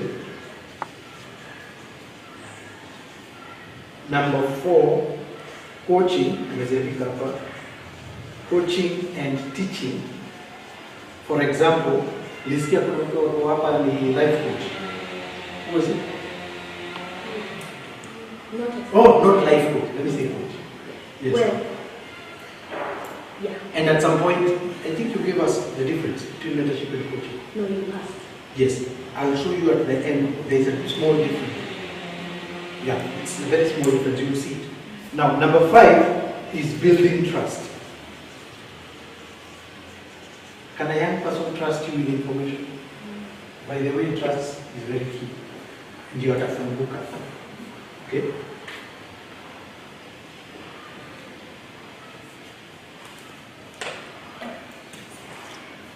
in active listening, you must demonstrate respect. And respect is, sometimes it's very hard to imagine the mentor respecting the mentee. It's as if we always expect the mentee to respect the mentor. So, like for example, I give an example of coming early. You're silently telling them to respect their time. Even if they don't respect theirs. That's why we're giving them mentorship. So they learn how to respect their own time. Isn't it? Yes. So you demonstrate that, but quietly. Then you are respecting their ideas, opinions. Hey, na hii ya mwisho ni ngumu. Feelings. Wewe leo mwalimu umetuonea, hiyo ni feeling. How do you deal with that? Wewe umeona hujasema kitu fulani or bad, but they're seeing it that way. So empathy. You ask them to explain how they feel. There's a question psychologists always ask. When you're hapa counseling, kuna swali moja inaboiki mtu sana kama wewe ni. The person is always asking, how did you feel? My husband slapped me. Alafu unasikia kama anakuambia, how did you feel? Okay. What imagine? When I went for my first counseling, I was in the university studying theology. The guy kept on asking me, how did you feel? And you know what he's doing? He's trying to bring out that guy emotion. The one who was there that day, he was slapped or whatever. And because, unless he brings out that, there is no healing. Because the feeling points to the underlying thing. Maybe it is shame, but it was expressed in anger and all those other emotions. So, those are questions you can ask sparingly to these children. How do you feel about it? This is a very good question you should ask a child. My mom slaps my dad. I'm talking about something like that. It was, how do you feel when you see that? What do you have outside your mouth? No, you're dealing with the kid. Help the kid first. How did you feel? I felt as if I'm not a person. These are the people I look up to. I've known, you know, I tell the parents are happy. What does that mean? Am I the mature one or what? So you see? So respecting their opinions, ideas, and feelings, which means you need time. But you will have to try. When you respect them, you build trust. Why? Because they feel valued. Valued. Why? If everybody was supposed to come and express their opinion, your family on the other side of the video. Unajua sasa hivi mmoja watu wakuje wengine kama watatu. There is a particular family role. Ukisoma family, there is family roles. Niliandika hapa hivi. You can look up to it. There are different families. Your family, there are structures and hierarchies which are silent. There is a type of a child called unakuwa na golden child. Na hao ndio mtawakuta kwa class wakimwonyesha hao ndio vichwa. By the way, mark this. Golden child. How uweze mwambia kitu kwa sababu yeye ndio queen and king wa nyumbani. Then there is the scapegoat. I don't need to say what the scapegoat. Who ndio uonewa zaidi. And then there is the forgotten child.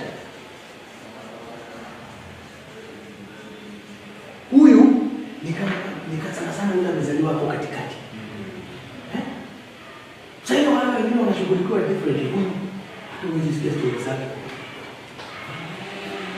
Mmenyamaza kwa nini yuko hapo? Alafu kuna mwingine anaitwa mascot. And correct me the psychologist. Mascot is the family joker. Sasa hiyo kimechamuka kabisa kwa family, yeye ndio utoa jokes zenye hazieleweki, watu wanakulia.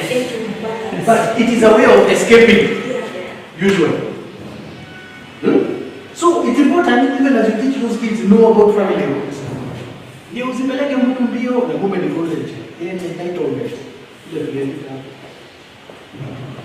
Hata ukimwambia ameana wengine a chance to answer questions in your class, haiwezi kubali. Kwa sababu yeye ndio kusema hivyo wewe. And akienda nyumbani atakuwa no, they should not pass on you. Okay? So when you demonstrate the respect, that's when you build trust. Then there's another thing called enhancing understanding.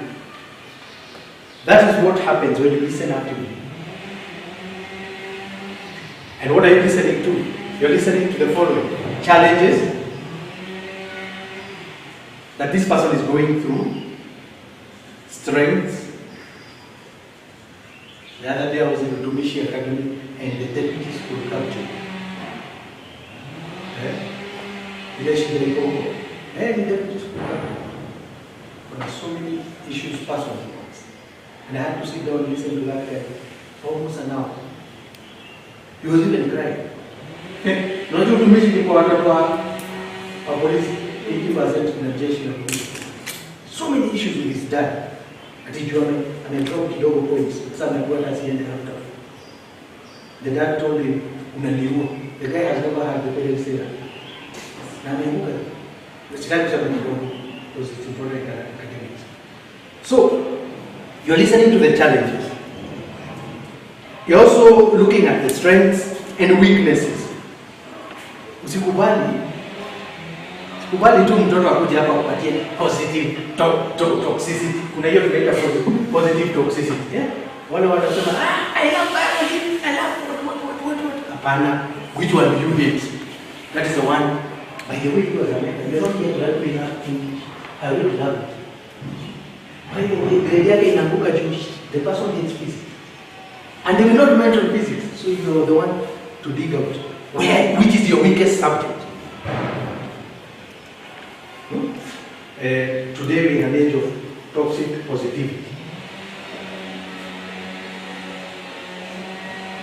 I refuse to accept we're in that age. Unfortunately, in reality, you don't refuse. You go through. You go through problems. You don't pretend you're not there. Isn't it? Hi, we encourage open communication. So active listening. So now this is the next one, encouraging open communication. I'm explaining what we are written earlier. And when you encourage open communication, then the person, some things you're dealing with as a mentor, somebody only wants to be heard. Usikiza tu, so saa ingine, hata kuna you're training them anything, they just want to hear that they have been validated. It's very key. The reason why unaonanga tuko Twitter na tukiangalia likes ama kwa Facebook na retweets, we are looking for validation. So if I send my selfie and nobody says anything, then I will send a counter selfie to make sure. Last week I said, ask guys don't send selfies. If they say nothing, not very good. This is what about the people who post and say happy birthday to you. How happy you all psychologists, counselors. How do I explain? Class 1. Yeah, class 1. To me. You see, they are validating themselves. They are validating themselves. No, by the way, I find it weird. I think it's just a example that can make a selfie and then you post it. That me, I cannot do. Because it means you have done something to my brain and I have to focus on myself, which is abnormal. I cannot be always putting the spotlight on myself. That should be done by either how I relate to people. We got a very interesting concept as well. Continue. There is this thing. Light effect. So actually, in the work we do, maybe I go and meet. Let me say I go and meet the MP for you. Then you take a photo. See where people meet? Yes. Yeah, I cannot use that photo. But actually, in the case for where I work, there's a communication. But why did you take it to the hospital? No, I took it because it's important for my work. But beyond there, it is for you as communication department to take it and put it where you need to. But you see, they are doing the same thing you would have done personally now in the corporate sector. Yes, but it's not the same as at the MD. Our MD is sitting next to Uhuru. Our ratings go high. Can you us know? And it is the office of the MD, it's not me. To have some of us are all those departments in one. You know what? Just Jana mtu alikuwa hapa KC. Tuliona watu wa ODM wamesmile ear to ear. Ear to ear. Wameshake mkono. Alafu the next thing they jump on a podium. But I tend to agree with Cosmas. Yes. I think there is something in quotes remaining in a person who will take their photo and say happy birthday to me on social media. I mean, This is something. I think this is something you are calling self-love. You know, there are times where you are there, no one is appreciating you, you don't feel it. Why not appreciate yourself? I don't need anything First of all, to appreciate. Yeah, I think that's a There's yes. no What?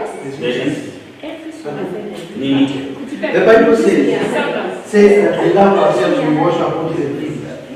Those are, we take care of the natural things because we know we will die. Humans don't love themselves. No. Why? Go to the same Bible is clear. Whoever hates God hates knowledge, hates it. It's so what we do, we survive. We are using survival. I don't feed myself because I love myself. I know I will die if I don't eat. That's the Bible. For one time we will come. Those are things that we can investigate. We don't. You don't. Why did you accept? If you love yourself. Me? Yes. If I love myself. When did you accept? 1995. How old were you? I was 16. Yes. No. For 16 years, did you love yourself? Not the way I do love now. Exactly. When we fell for Garden of Eden, we don't know everything turned backwards. So the one we describe self-love, that you don't kuna shida ya self-love, it's simply validation. Right now, every human being wants validation. It's only that one person does it for selfie, another one does it by being a workaholic, another one does it by being a bookaholic like me, another one does it by sitting in a bar the whole night.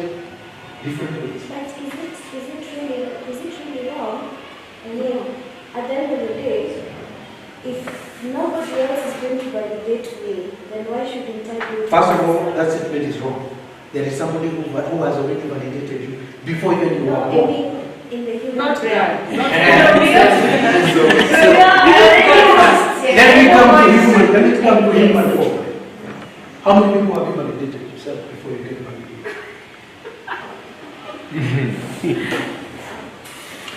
Some statements are just self-affirmation that I love myself, I'll do this and this and this, so that if you don't even hear from someone else who is next to you, at least you know yourself. No. Can we flip it to this perspective? It's Valentine's Day. You're single. So you go buy yourself flowers and then ujiweke kwa nyumba and then utoke nje ufungue tena. You love yourself. So you invest in yourself. So you do that. Even to, yes.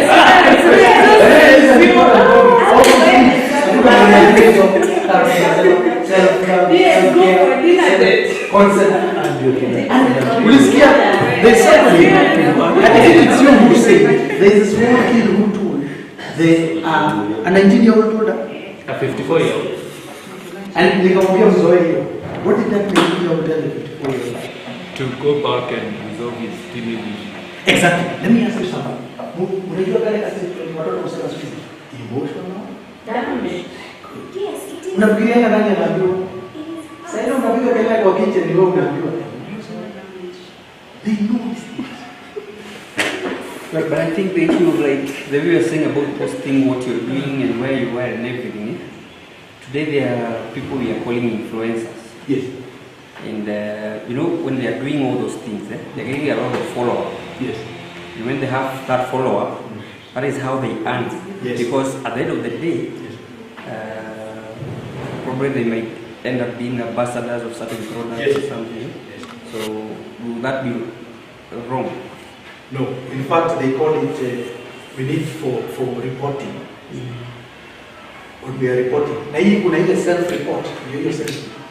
I'm reporting to myself that I exist. Believe me.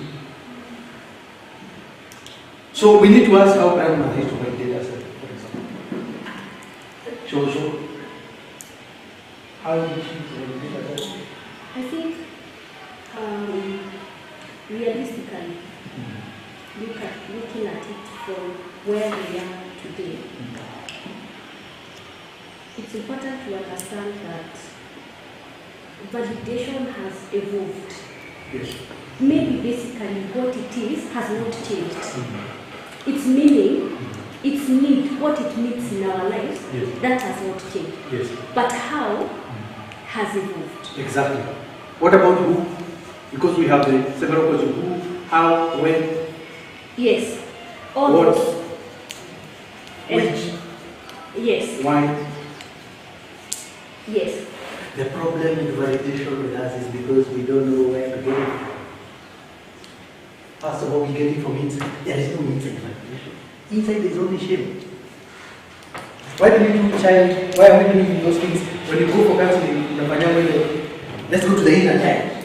What is the inner child? The inner child is the heart child. Inside yourself you can get nothing. Nothing but pain. Both imaginary and real. That's the saddest part. Because a human is capable of creating imaginary pain. I think what we believe is totally different with what you're saying right now. Yes. Like personally, I believe that everything comes from inside. So when Yes. you have love inside, it's Yes. when you can share that. Yeah. You can share. Yeah. Now, look at that concept. And somehow it's true. But you see, when we are looking at who, let me tell you, we are Christians.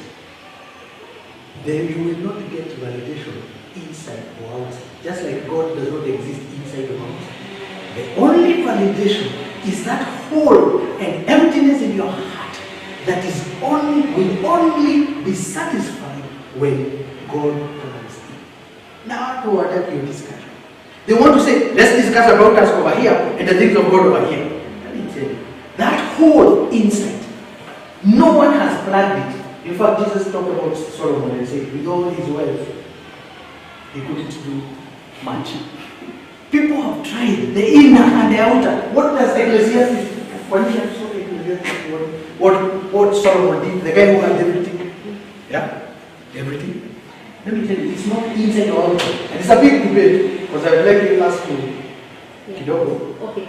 Just because I just want to add on, not maybe add on, because I didn't finish what I was saying. Yes. So, if we look at, when we look at it from where you are, the standard which you are right now, true to it, that the need is inside, to know yourself first in God, so that He validates you. And when you know who you are in Him, Yes. then it settles. Yes. But look at what we are saying on the ground. Yes. When we come, we meet Generation Alpha. These guys Yes. do not have an idea what validation is Yes. outside themselves, Yes. inside themselves. Yes. Because all they know is what has been given to them, all the other teachers. Yes. So we go back to the facade we talked about. Yes. We have people coming in church and they are two-faced. Yes. Real two-faced. Mm. Even living their lives two-faced, successfully. And they come up with a hype. After the preacher has preached, it hypes them. It's like dopamine. Yes. They live feeling it was a good sermon. Yes. Dopamine is for the light. Yes. Retreat. Yes. But then that's it. They go back to default self. Yes. That other lifestyle. Exactly. And that's why we become depleted quickly. Yes. Yes.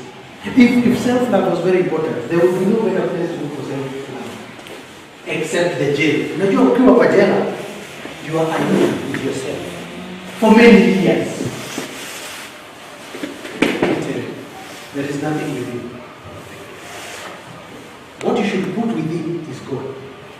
What you're looking for is a relationship. The problem is we turn the relationship and give it to the wrong people, and that's why we are constantly disappointed. We hype a human being and put him into the level of worship. But finally, hata ukienda theologically, the heart only wants worship. What is worship? It's a close connection, not with man, with God. The rest of the things come. Now, hapo ndio you mentors must take those things back. The other directions are dead ends. There is no such thing as self-love. No, it's It's called survival. Shoot in the air and we will all be outside. Survival instinct. That we are giving them a good name style. No. We are looking for God. Even that small child is looking for God. In their own child way. And that's why even as you bring them closer, remember this sheep iko kwa thicket. Hatusemi hakuna thorns, unamtoa tu huko polepole, lakini kuna kwenye unampeleka. Haumpeleki ati kwa another jungle. You're taking them from the jungle they are in to the sheep pen. The kingdom of God. That's why you're taking. If you take them elsewhere, let me tell you what happens. Today we are telling people about self-love. They go, they love themselves, and then they get a hangover because it falls. The inner hole in the heart rejects that thing. Ni kama mtu umetoka akona hangover. Anakukasirikia wewe because you took a role that you cannot fulfill. Kama ni self-love, come on. How many people would have achieved it? I hear things like self-actualization. You guys are in the Abraham Maslow's. I mean, Maslow's. Unasema hapa ni basic needs. Sababu unakuja hapa sijui nini. Alafu hapa unasema self-actualization. Self-actualization is impossible with a human. Never. You can never reach it. The closest we reach this one is when you get saved. And you grow and you try to understand it. You don't even understand it. That's why you do sanctification. Okay? And that's why I'm saying these children are coming from this paradigm. And we have to shift them towards another paradigm. You're not, you see, you are raising them from somewhere down here, but where are you taking them? You're supposed to take them to the highest. The highest exists, but it does not exist in the way we want it. And that's where the issue is. The problem with all of us is spiritual. It is not psychological. Psychological is just a band-aid towards the theater. So as a teacher, encourage yourself to see the end game. Kuna mtu anaulizwa asubuhi, what is the end game of your game? Kuna watu wanauliza hivyo. The end game is to not to mislead this person, taking from one hole to another. No. We are helping him to go somewhere. And by the way, we are not taking them. We are accompanying them. That's why we are called, if you are a Christian mentor, you are a beggar telling other beggars where the food is. You are a beggar yourself telling other beggars where the food is.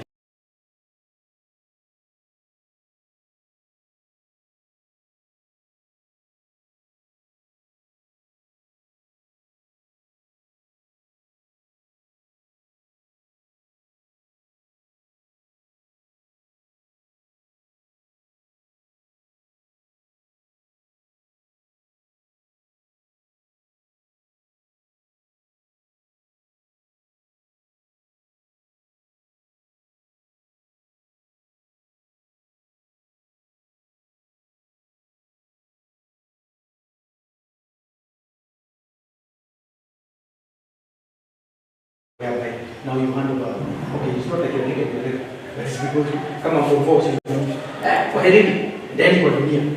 You see, you do that so that they don't become enmeshed with you. Hata akiona cockroach ikipita, what does this mean spiritually? See, evangelist, kuna wachawi, all that. But let's go. It's subject. It's a debatable subject. Let's go. Encourage open communication. You have to explain. Building empathy, I think we have done that so much. Now, providing feedback is something that we need to write down. Providing feedback. And before we go to providing feedback, there's something we wrote here. Anybody who knows about it? This one you need to go study. Spotlight effect. It affects a lot of children. You know, children come into the world in something they call tabula rasa. Clean slate. So they have something called a God complex. They actually do believe they are gods. We are only what you have become. You run a little bit, attend to me. Okay? This is a God complex, and it's a bubble. At a certain age, I think between 4 and 5, it's supposed to be busted, that bubble, so that they come to reality. where they know that they are part of humanity. Some children don't accept that. And that's why you get grandiosity and narcissism. They grow up thinking they are themselves. They are the center of the universe. And there are some who are poverty. You will not know that they're the center of the universe. But that if you look at their behavior, that's why I told you, listen in your eyes, you will see it. The entitlement. It's because that bubble was not burst. Why? Spotlight effect. They believe they are on a stage, always performing the facade. And that's normal for kids. So you should not be angry with the small one. It's a stage of growth. For me, I used to think, actually when I was small, I used to think the one was pranking, was a game. But then one day they'll say, tumeacha mchezo sasa hivi for serious. Anyway, it happened. I saw it's real. But not everyone goes through that process. And they say, oh, this will tell you. So spotlight effect. The person always lives as if they are. So how do you handle the reverse where you have the backbenchers? They don't want any. Yes. They don't want any attention. Yes. I want to sit at the back. Yes. Don't point at me. Quickly, there is something a principal whenever I go to high school, I leave them with a few points. I have written others there, and one of them is one is mentioned. I always tell somebody, number one, you can even pass this without even much study fast. Kabla tunasoma, wacha tuoneshe kwa nini unaanguka. Number one, move to the front seat.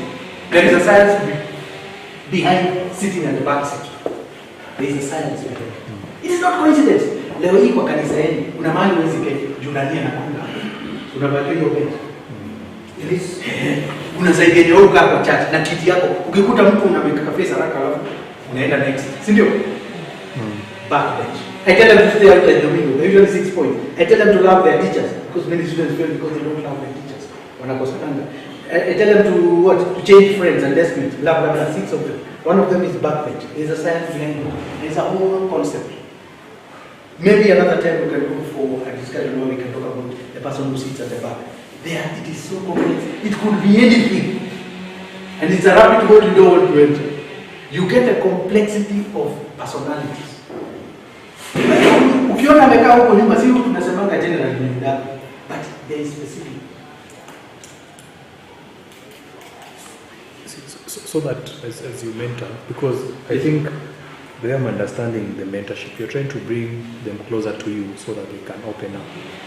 But you find, how do you then get to identify those who are at the back and you do not give them that feeling of feeling uncomfortable because this guy doesn't want. It's even worse than that. My own daughter came for her. Nikamwambia unakaa. Unajua kwa hata mkwao tuliambiwa twende tuone class before morning. Hapo kwa hall hapo. Back. Na mimi ndio mbele nasema sitting spot. So I sat there, governing myself. I told her, do you remember the 16th August? She said yes, but the thing, I came in fully 24 had been arranged. I told her then find a way to sit in front. It's a very funny aspect. And because personally, as I look at that, I also struggle with it. Yes. Because in church, before I became within the PCC, I used to sit at, yes, not even in the church, at the canopy. Yes. Unakaa nje. Bora usikie neno. Yes. The screen ikuje, wewe uone, utoe sadaka uweze. Now you're in a place where you're told, yes, you're a leader, yes, and leaders sit at the front, yes, not just inside the church and at the front. They are the extreme. So I'm trying to look at this young man who you're trying to mentor, and he has that, probably different reasons than I carry, but you're not telling him now, come we discuss, come sit in front. It's a very uncomfortable place that he's trying to yes. There are two extremes to everything. We use spotlight. There is another extreme here.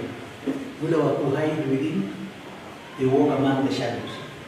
And that's their personality. To change that is difficult. It can be done, but it's difficult. But you can work with the person from wherever they are. for me, I usually see they are both doing something wrong. The one on the spotlight is overdoing it. These are both corrupted ways of doing things. There should be a balance here kwa hii season. But huyu mmoja amekuja kwa spotlight na hataki. Unaona kabla atakaye wengine wakijibu swali. Usipomwambia ni yeye anakasirika na unaona kabisa kuna kazi. Ako kwa spotlight. Alafu kuna wale hawezi ongea but he has all the answers. So these guys walk in the shadows, which is wrong. These are the guys who Jesus talks about. They are given a talent and they bury it. Which is serious. Because the Bible says he was thrown out. Isn't it? The talent yake kachukuliwa ikapewa. Are you seeing that? There's another principle I tell you guys about 5, 2, 1. The talents, the parable of the talents. One was given 5, 10 was expected. The other was given 2, 4 was expected. What was the one supposed to bring? 2, but he buried it. So each student should know what they are given. If you are a bright student, you belong here and you must bring 10. You cannot pretend you'll be bringing 2. This one is the only one who can only go high. And this one can go high. But these guys cannot come low. Okay? So if you're in a national school, you are here. Na wezi apia Mungu ati ilikuwa na talent moja, alikupea tano. You know? So there's that concept. So these guys, they're in another extreme. But you can work with them slowly. And I think our counselors, maybe in class what we normally do, I think because we identify them, you go to them. Yes. Go to where they are, ask a question, because you know they have the answer. Because you see the many class to stand there like the way you see here, student, already to report to Mesha Mwanabais can open to him or not. So in case he shuts you out, hard kujibu, but he knows the answer. But if already he accepted you, he will let you in. So atakujibu alafu anyamaze. So don't push them too hard, but walete tu pole pole. Because when they realize you're going to them, they will now start realizing that you're not seeing them. So that's how we normally do it. Exactly. We have manageable groups here in the church of roughly 15 to 20. So instead of putting them in a group, they form a round table thing. So that nobody's at the back, nobody's at the front. That's why that saying says, come around and tell about Muhammad. Muhammad, go to them. Look at feedback. Feedback is key. We're looking at feedback and we're looking at constructive feedback. Very important skill that we ought to learn. There are several aspects of feedback. Number 1, be specific. This is very key. When you're giving feedback to your mentee, be very specific. Because the mentee is going to throw you around. So many stories. You know, it could have added to that. But let's stick to a specific. Yes. And the smart thing is specific, measurable, achievable, realistic, timely. Isn't it? So be specific. That's about feedback. Okay. Of course, with the kids, don't engagement in such a philosophical thing that we are having here, because they are also very smart in philosophy nowadays. These one are smart. For example, your mentee goes and puts a tattoo and comes to you and tells you the Bible does not argue with issues of tattoos, and you are there. Amejaza tattoo kwa mkono.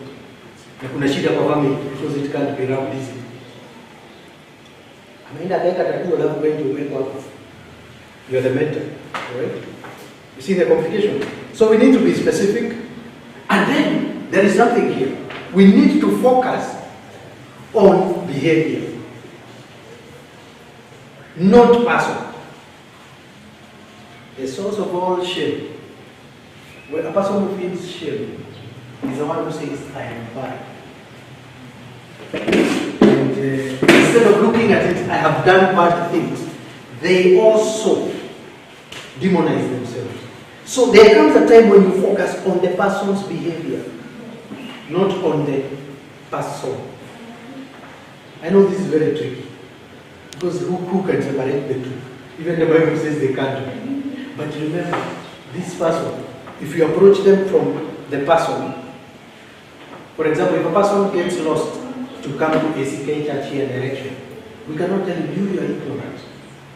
Isn't it? Because we have attacked this person. What we should say, you follow the wrong path. See what? So we are looking at the action, not the person. So, and by the way, kids are very quick to pick on these things. They know when you are attacking their person, both imaginary and real. Which is how imaginary. So they will know when you are attacking them as a person or their behavior. And they will switch you off once they see that. Then the feedback, by the way, feedback for someone in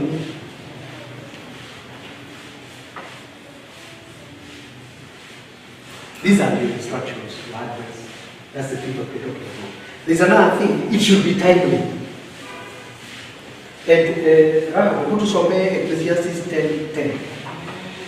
There is something very important here about timeliness of feedback. Because what I have seen is that even as a church, our feedback is coming too late. Too late. Let's see, Ecclesiastes 10, chapter 10, verse 10 to 11, please. Ecclesiastes 10:10. The axe is dull and its edges unsharpened. More strength is needed to steal, but still win with success.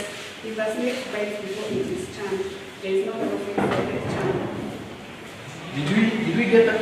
Ecclesiastes 10? 10? You should write that. You need to write that down. Key. Because a lot is being.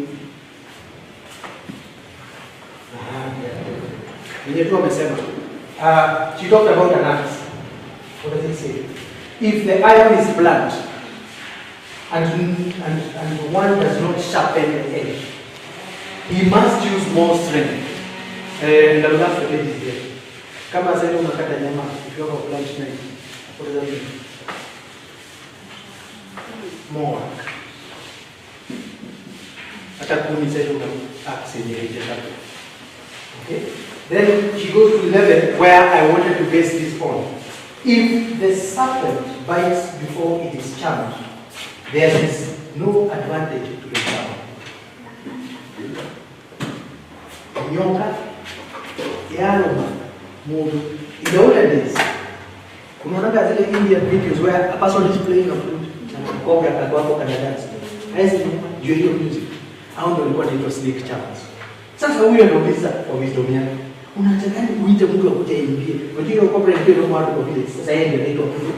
Akiimba hivi anajiita pole pole kutoka kwa kile hapo anajiita. Okay? So, anauliza sasa nyoka imeuma wapi alafu mnaita jamaa na analipango ndio nasema there's no need to fail. So what's happening is that we are giving untimely advice. So if you have an issue with your mentee, yes, make sure you don't delay answers. Atunakuja kwenye advice zenye nimeshafanya exams. Unakuja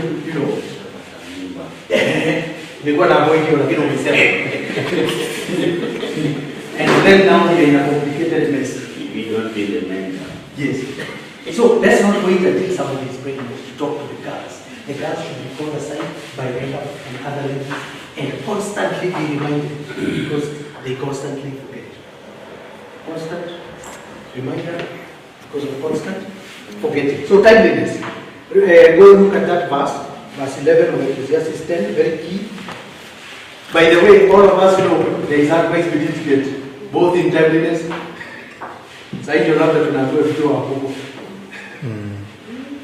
Again, another item, offer solutions. Practical solution. Yes, another practical. Practical.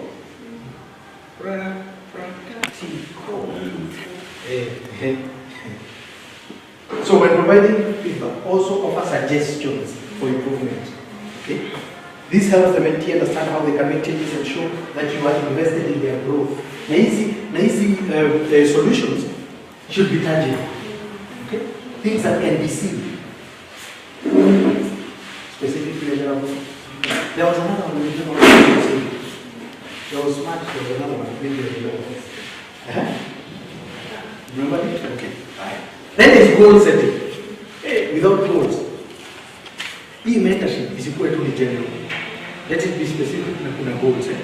Discuss the importance of setting goals. What does this person? By the way, most young people don't have goals.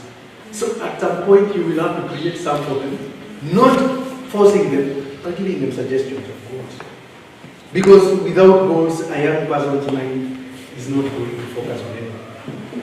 So the goals should be clear. Utaona kwa notes when I say them.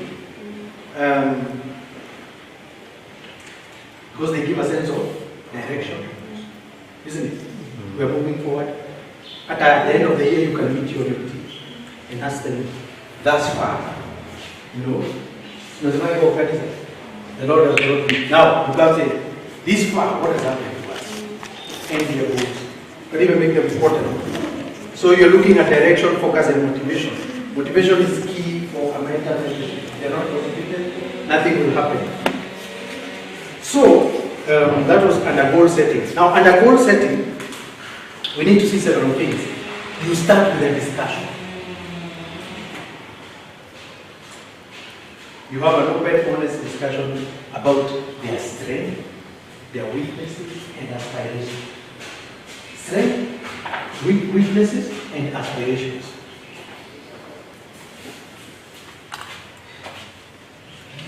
This is going to pinpoint the areas that they have an issue, where guidelines should take place. And this is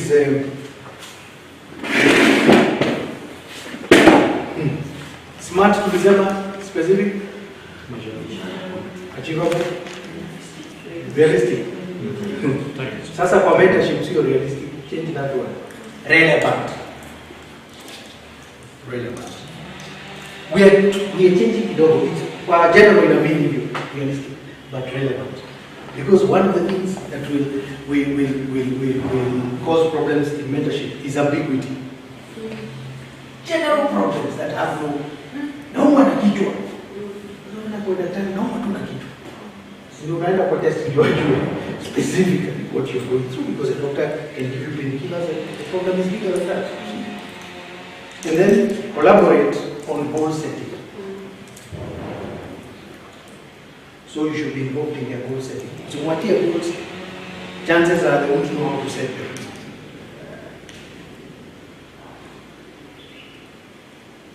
What kind of goals are we talking about? We can divide them into as many groups as you have, like in corporate or in the world. Sometimes you can say short term and long term. What are the things? Think of them. You can become creative, but short term and long term. Even you as the mentor, you know these ones cannot be short term. Kuna mzee anatokanga B anakuja A. Kwanza apende physics na maths juu inamwangusha. Alafu tupande kwa. You see? So you can make short term and long term. Okay? Then even as we are doing that, we are breaking down not only their problems. Unajua problems zao una break down into what you can do, and don't fear referring your mentee to somebody who can do something. Unajua wewe hivi ndio unaweza tumika kama sasa hivi kusema kuna jamaa mwenye unaona uwezi mhandle na saa hapa anaweza mhandle. So that aweze to break down the problem. First we break down the problem, and also we need to break down the goals. Okay? Into smaller milestones. Okay? Yes. So, I was just thinking. Oh, you think? Manageable nuggets, like Yes. they're very small, but they are every day. You can count on Yes. every day. Yes. What I did today to WhatsApp. Yes. Like the high school thing in Rudi. Nikitaka kujua mtu anataka kupita shule. Natumianga hiyo system nilikuwa naongea. Toka nyuma kale. Mostly all of them are still in the back. Kama hezani na hiyo don't sit next to the windows because you will always be daydreaming. Unaweza test mtu kama hiyo. So those are small things the person can do without even telling him to buy 10 books. Move from the back, change your resume. Start liking your teachers, because if you hate your teachers, you will hate the subjects that you're doing. How many here hated a subject because of a certain teacher? Young people. Geography. Biology. Oh, look what's up. Kwa form 4, kwa syllabus ya form 3. I reflect a lot. Yes. So like when we say change your destiny, yes, it reached a point. Sorry, let me say this. I was very young. Yes. So my influence is pure on the Catholic. I am actually Anglican because I chose to choose an influence church yes. for marriage. Yes. So, and for that matter, I went to a junior seminary. Yes. Secondary school education. When we were admitted, there were more than 90 students. When we graduated, we were 40. Yes. So 40 survived. And of those 40, we found anything under the sun. We even bought a gun wanting to kill a priest. So anything under the sun, you can imagine, we did it. I've speaked, I've bought bread, I have sold, I've made money. Enterprise with that there. Yes. So there is nothing new. This is the generation CO2 Nusu, this is the generation sachet. Yes. So combination of your sachet. Yes. Na wakati pool inatokezea, that is it. Yes. So coming to these mentees, what I'm trying to understand, because I have been moved when you're talking about small minds. I'm asking myself, is it that children of today, either they are devils of ambition, just in themselves, they have nothing that is driving them. Yes. They are just existing. Yes. And if that is the situation, where did we go, sir? Yeah. You should look at this. No, I don't say empowerment. They have problems.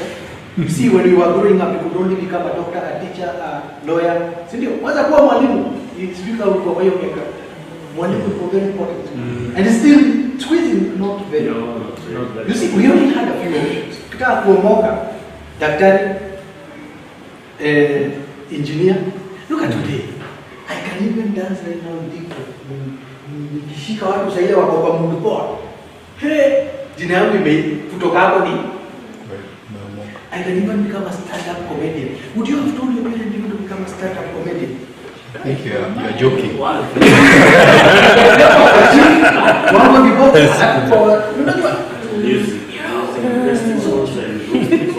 Yes, they were just for, not for talent, for just a game. Hata kama wewe ni actor.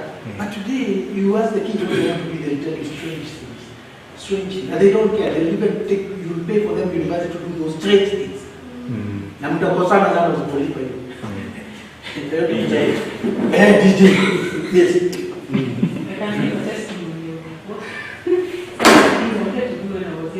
I was very good in gymnastics in primary school. So those years who learned the like 12 subjects. Yes. We used to have competitions and all that. So there used to be filters from class to all the way. But my mother, who was a teacher, okay, once I asked the teacher, how come I passed all the tests, but I've been knocked out of the school gymnastics team? So I disturbed the teacher. The teacher told me, your mother told me that I should not put you in that team because you're going to break. I wasn't going to break, but that was my passion. Yes.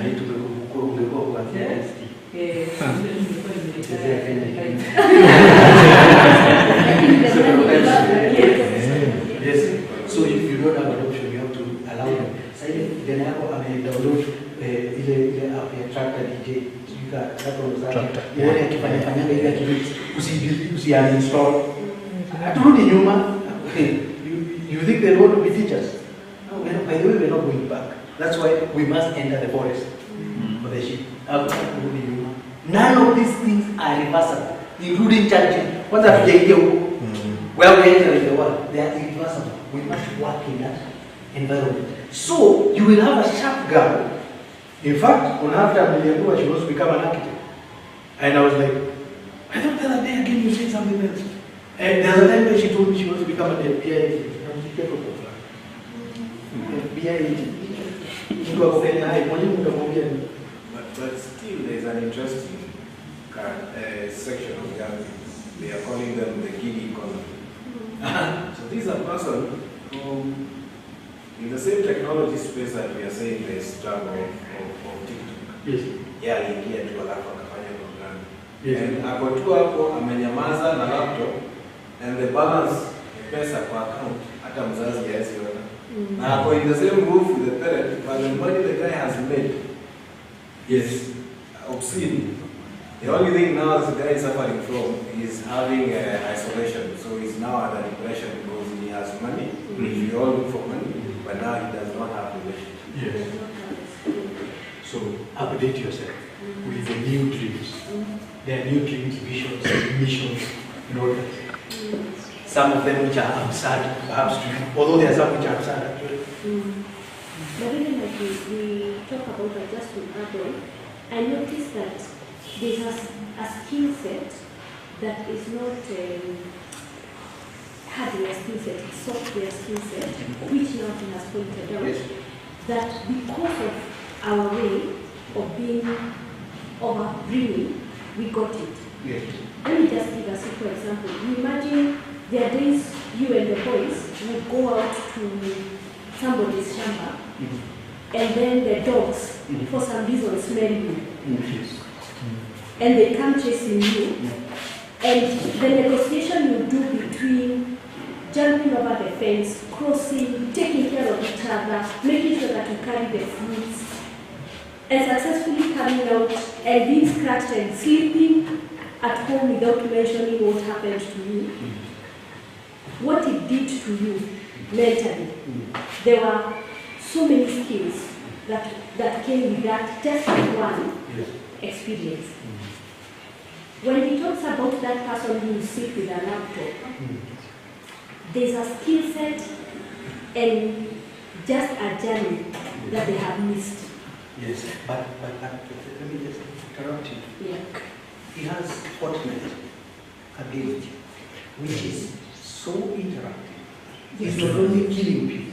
Yes. He's doing some things. And you know, to the brain. Yes. Wewe uliongeza vizuri kupita fence na kukimbizwa na umbwa na kukatrauma fulani kwa kuona umbwa ikiwa hapa hivi, lakini ukaje ukachukua kabisa. This is all that theoretically, and the brain does this between what is practical. That's what people understand. These skills are as advanced even more than us. For example, in our age, I don't know how I can say this. For example, sex was practical. These kids don't know. They are what you call. Yes. What do they know? They have even phone sex.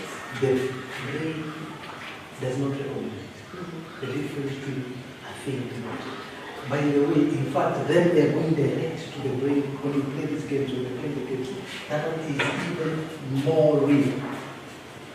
And we should have a session on to talk about technology, and we know where we are going. Very dangerous place. So, you see, I understand what you're saying. I want to finish. Yes. So my point is that even as we look at it, towards the end, yes they have developed that. But there are levels of frustration, depression, even with that, even playing those games, PS online and the games they are playing, you know, they still have this thing that their high comes, their low comes so fast. The decision between suicide can be a minute. Depression. A minute of just because I didn't succeed. Yes. It can take place that fast. Exactly. Yes. And that's why we have to enter into that world. We need to enter into their world. Because you're saying that they are on a pedestal and they fall so quickly. Yes. But the machine is there to take them back quickly again. Through addiction. They just play the game again. Over and over. So they are always in a ping pong of a life. That is a complicated thing. Let's The question now arises is when they get separated from this thing, yes. who are they in society? Who do they become? Because I'm looking at an example of, I don't know if you people saw the shooting in one of the high schools in the US, and the young man, they say he's a recluse, and he generally just plays his video games. He has access to the gun, and what he was doing was pretty much what he has seen on his video games. Yes. Beyond that, he could not socialize with his colleagues, could not have friends, could not have. His society was virtual. Yes. Beyond that, the human realm seemed beyond his scope. So what do we become after this? It's the same with the TikTok generation. As much as they're going to earn a lot of money with this, who are they beyond the screen? Beyond the dance, beyond what I am seeing, who are you? You have a personality, you have that is that seems gets into the society that in the real world. Because now when you're in the virtual, we all have a facade. But when you are in reality, which is something I know they deal with a lot, is who am I with other people? When I'm on screen, I can take over any personality, any under the sun. But when I'm in the real time, who am I? I have no identity beyond what I wish to show the world. Yes, even a very simple example is social media. Naweza kutukana kwa social media, lakini tukutane hivi siwezi kuongeleza. Very simple test. Tunaweza tukanana hivi, lakini siku ile tutakutana hivi. Itabidi ni retreat. Very simple. Now, zoea hizi haya maneno sio hizi kwa Kiswahili. And that's why you guys, let me tell you, the shepherd must go ahead of the flock. Unajua, in Israel, Aroko analisha kondoo venye tunalisha hapa kama sasa. Masai venye analisha hapa. Ati unapiga ukiwa nyuma. Hapana. In Israel, the shepherd was in front, the sheep followed. They could hear the voice of them. That is the principle which we must operate. Why? The shepherd is going, he knows where the wolves are not, he knows all the intricacies of the forest. That is why we must go ahead of them. Go look into such things. Like look at this word, singularity. I would like you to put this in YouTube and listen to that video. Hata kama ni 30 minutes, jaribu ukisikia kulala simama, usikize. It's very important because you will understand where you guys are saying and where it's all going in terms of virtual. We are headed here. Once you know where it's going, you know this is a wolf that is waiting for them in front. It will be so easy for you to mitigate that. Are you seeing that? The problem is that we come behind. It is us to walk in front, checking out, surveying the area, so that we can see what we can do. Okay? Let me go quickly because there's actually several things, actually a lot. So we say we break down larger goals into smaller milestones. Very key. Okay? Then we have I will not go explain because of time, but you will see in the notes. The next one is monitor progress. I'll just give a short statement. Monitor progress. Most of the time, the mentor may not monitor progress, and we understand. You also have kids, you have a life, you have problems also, but you have a mentee. So monitor progress. Usipo monitor, you'll be going in circles. Monitor. What does that mean? Review progress towards the goals we set initially. Make adjustments as needed. So, why are you doing this, monitoring the progress? Because there is something a mentor and mentee must do. You must celebrate achievements. Jamaa improve grade, alikuwa namba 20, sahi namba 8. Lazima mcelebrate. Walimu walisema kitu mzuri. Leo funza last week. The celebration. And I know you are very popular in that place. I'm going to go to place go.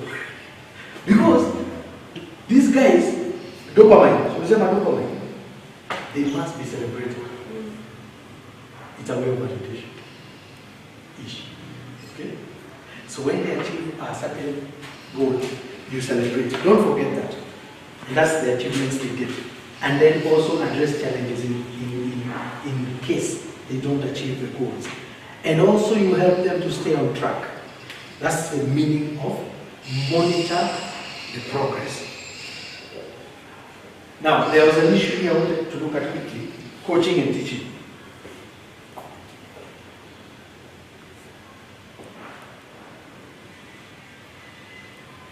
And I want to give some tips on it, coaching or teaching. It is slash.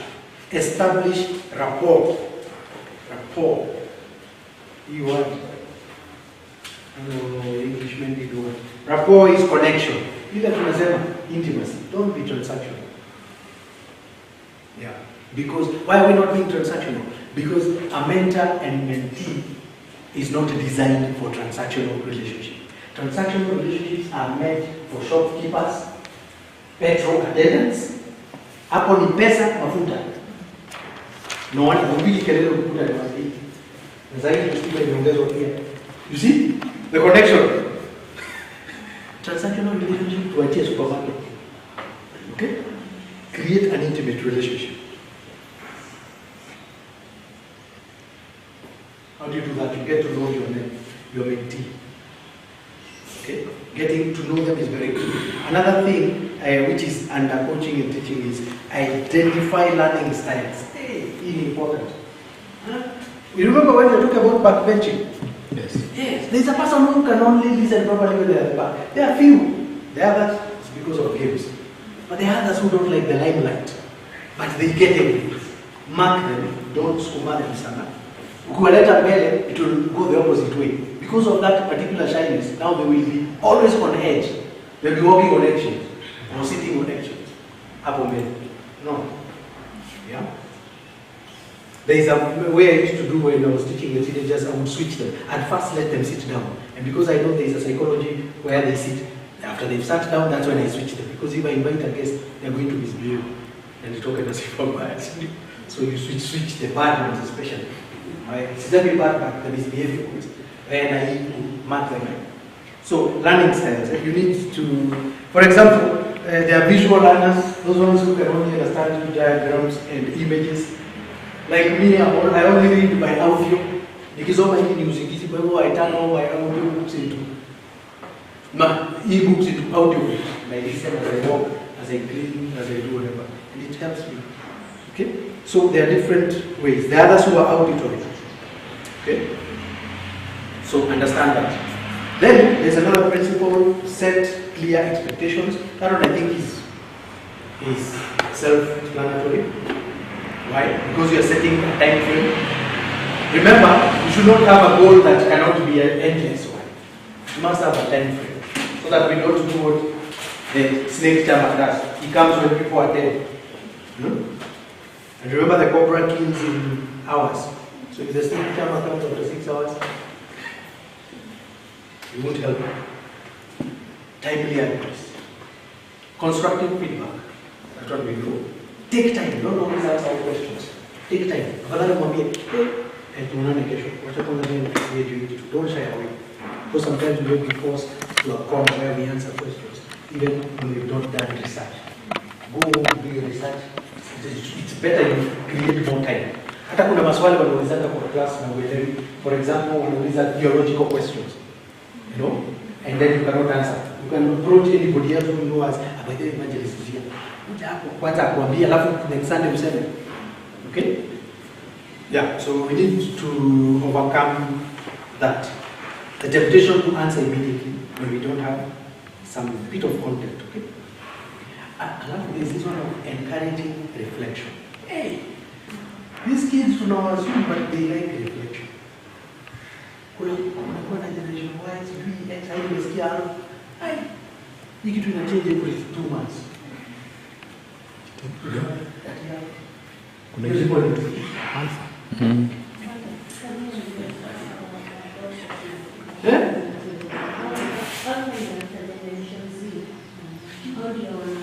Na sisi ni baby boomers. Na sisi hatuna generation. Na ujue kwenye huko generation ndio ujue wenye utamix na hao. Kwa sababu mzee kuna X. Na why you want to answer kwa nini? Kwa nini? Why should I do this? Why? And I think we're still there somehow. Yeah, they want to know why. That's why you encourage them to reflect and also help them to self-assess. Tuko gani? I think X means that ukizaliwa kulikuwa na mobile. Ulikuta at university? Yeah, second year. Kuna wewe sasa. Usijali uende sana. Kama nilipata university 6 milioni. Ile credit ilikuwa 500 minimum. si line ilikuwa 2500. Yes. Yes, those then you are there. Save kwanza. They can tell you. Kununue line. Buy line. Buy line kwanza. So Kwanza.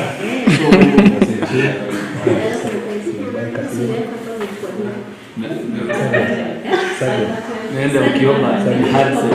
So all the needs are born in the form of one. So kuna line nisaidie. Yes. All of them are born in the form. I think so. Yes. All of them. From 2 to 3.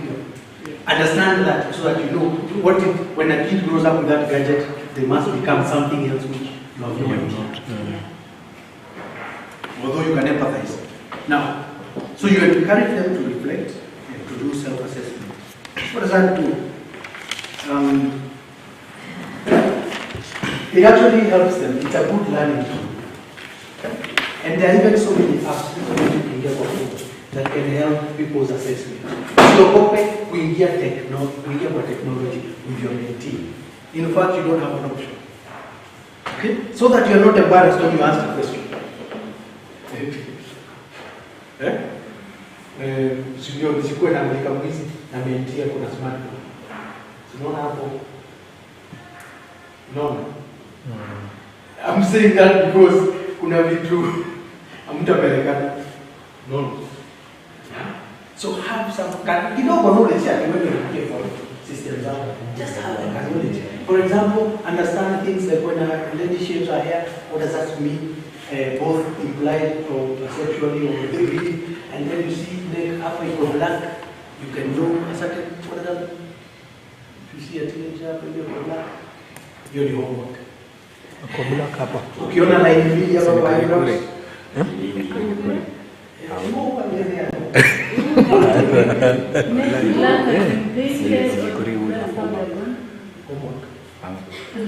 Two lines here. Two cards like this. Yes. Two cards. Hey, my boy looks nice. Two lines here. And of course, maybe you've been taught about the cults and occults. I think that's what I covered with the other guys the other time. Occult. By the way, as a teacher, you need to find a little bit about that. Cults and occult. And LGBTQIS. Z. You don't know. It's also increasing. Very hard. In English, come again. This one. You need to LGBTQI. Ili kuwa queer. Sasa tuko hapa hai inamaanisha nini? Intersex. And these things are hidden in the films they're watching. The whole science. It's very dark in there. You can enter and come out quickly for your swallow. I was watching another movie and I saw a bit of LGBTQ being shown there. Wakanda. When it's ending, you see this lady who is bald kissing another lady. Pale kwa mwisho. Juu hakuna mtu ukosa kuwa movie. So slowly unafanya uzoea. So the next time utapata washauri wakikisa kusema wachana kila mtu maisha yake. No, wanaanza kuzoea. I know. Na TikTok unasemekana TikTok ikifika usiku. Yo TikTok watu wanaangalia start to another level of night. Okay? So be conversant with the latest problems that are emerging. Okay? So self-assessment. And the other one is be flexible and adaptable. Yes, najua kanisa zetu ni za mtaratara. Evangelism. Yetu ni mtaratara. And we are very systematic. We call it systematic theology. Yes. So we are being systematic. Lakini wewe kama mwalimu be adaptable because the sheep is adaptable. So don't become a shepherd who is systematic. At you're a shepherd, you're sleeping in the house. Ati mimi naamka tu saa moja. Hata sasa ile nasikia uko na nisatiza usiku. Fizi imeshaingia kwa zizi. Wewe wa Mungu. Because you're systematic. You must learn there is time for emergence. And I can tell you this is the time for emergence. Move all guns. So, flexible and adaptable, that's very key. Because what will happen, if you're not flexible, you are inflexible and structured. It's a very dangerous thing, especially to do it now, when everything changes every minute. You're going to transfer that to your mentee. At the end of the structure, and inflexible. It's not a new character. It is good in certain things, like doctrine. We are inflexible in doctrine. We are inflexible in law. So, oh yeah, I forgot, I remember the one. There is a law and an exemption. I don't know why that's the one. It's an exemption. I forgot the one there. An exemption explains the law, but it is not the law. The main law is there, but there's an exemption. That's why we have. Yes? Exactly. Watu hawaelewani hii. Sasa tukisema tuandamane ni sawa. Everyone has that. Lakini usipite kwangu alafu uchukue maji yangu ukunywe juu ya ile jua imekutoka ukiandamana. Because that law for kuandamana, which is a right, has an exception. Peaceably. Tunaona kwa Bulgaria tunataka wanabifu. Law certificate. Law and exception. Every law has an exception, even in the Bible. By the way, you will see that. Learn the law, the things that appear to be conflicting. Because these kids will ask you, kwa nini Yesu alifanya hivi? Kwa nini Yesu alisema tukichapa kwa ni nyamaza ni chapa ingine? And the evangelist will say, what did it really mean practically? And you have resources, even the Bible. They'll tell you a lot of things about that. So, be ready to change your style, your preferences. Tulisema preferences and styles is not your conflict. You have a you have like 30 kids who have their own thing. The guys, kwanza the boy child, hawaongeani. Maza kimya. Huko kuna shida. So we should have a special training workshop. I don't know who you will call. Who is that? Man. What are they called? Hapo kuna kazi mzito. Tuingie hapo. They don't talk, so don't. And there's a way they do their thing. I noted that, and it never changed in my 6 years with those teenagers. The guys were always doing certain things. And so, try to help the boy child. And I can tell you, in the next few years, from a decade going on, we have a big problem. Boy child issue. So we need to get in there fast, now. Okay? Because they have so many challenges. The girl child is doing very well, academically. Wajamaa wako na obstacles mingi. Mpira, gambling, pombe, wasichana. You know the difference between a boy dating a girl and a girl dating a boy. When a girl is dating a boy, she always has her head somehow. But the boy, akiandika barua moja in high school. Na revise daily.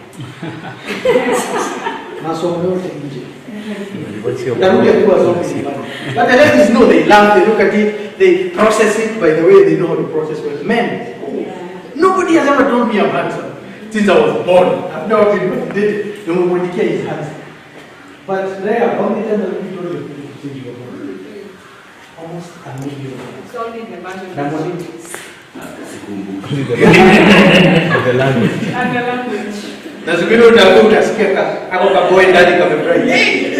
Okay. So our boy child has a lot of obstacles.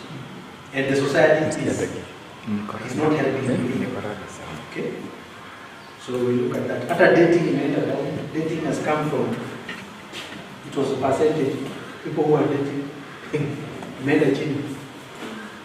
They can't handle the heat in the kitchen. One of them shake head because if you do it.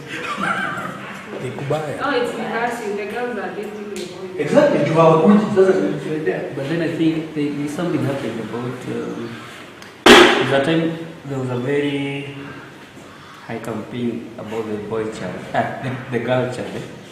Quite a long time. Everybody was talking about the girl child, the girl child, the girl child. Until I think at some point now, the girl child is overtaking. Yes. I think nobody is talking about the boy child. Yes. So there is also an issue that comes with that. The reason why the dating has gone, the girl child has become so much important. Yes. That the boy child is fearing to approach the girl. Exactly. and options. Lakini not for me. The girl child has been taught to take over the role before you bash me. The role of a man and a woman in the house. Before you bash me, in the sense of this, we are brought up to fight for the same resources, fight for the same grades, fight for the same positions. Okay? I go to the university, I'm fighting for the same validation of intelligence. I get to the workplace, despite maybe the variance of pay, I can still manage to pay for myself, my bills, I can buy my own house, I can pay for my, all those things. And now, the man has No role to play. generally, yes, in the sense of currently, a woman does no longer feel the need to have a man to sire a child.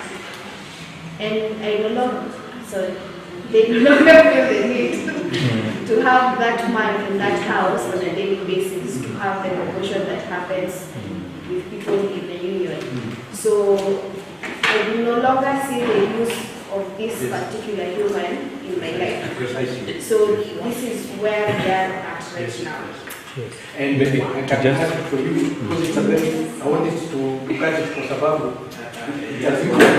And it's not going to go down. That's where the problem is. It can only become worse. So it can only become worse. So it cannot change because you cannot disempower. And this option is. Now, allow me now to, because now we are mentoring, right? Yes. You have a child Yes. who has grown up in that setting. Yes. You understand? So you are now being called to mentor a child who has a parent who does not, who is a beneficiary of the girl child manifesto. Very independent. The child now has grown to know, I don't need a father, etc., etc. So I should have mentioned something. The flaw in that theory is the fact that in actual essence, we do require men. In the actuality of it, while you are in that season, because I might say I am in that season of 27s to 35s who are expected to be getting married, most who are choosing not to, most who are choosing not to have children. While you are living in this area of, you've now been let go by your parents, you're now discovering yourself, you're now discovering why it was necessary for your mother to teach you how to be a girl and your role as a woman. When you find yourself, rather than seeing myself, when I find myself in my own house, despite the fact that I've paid my rent, I've paid my utilities and everything, I still will feel the need to have a companion. I'm with you up to there, Yes. and I will not bash you for that. Where I am going is, your child is in my class in Sunday school. Yes. Okay? So this child has learned to see the mother succeed without the need of a man, in as much as later on you desire, and it's a thought in your subconscious and everything. This child does not see the subconscious. This child sees the mother as a complete figure. Now we are introducing from a mentorship perspective to bring in this balance and share the feedback.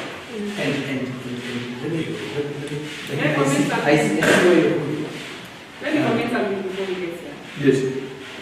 We did there's a thing we went to and we wanted to show them what is the family. So I talked to the PP1's class. So I told them to do for you a picture of the family. Shock on us, 90% the woman was the big one. So meaning they are married, the husband is, the father is maybe someone in the middle. I think guy, the second one and very the small long one. neck The like mom is this. the The mom is the one who's the head of that house. Those are the problems now. The next page. A thin guy. Allow me guys. If that zone can only be resolved by one person. Na hiyo kazi ni kwa. Because the definition of male or female sio kitu tunafaa kwa tukidiscuss in 2022 centuries. No, actually we are 6,000 years old. when they do their math from creation. It's amazing. So, because we are refusing an answer that the evangelist has. Just before it goes, there are two things. Yes. Don't mistake sex and gender roles. Yes, yes. And the gender roles of women today have shifted. Yes.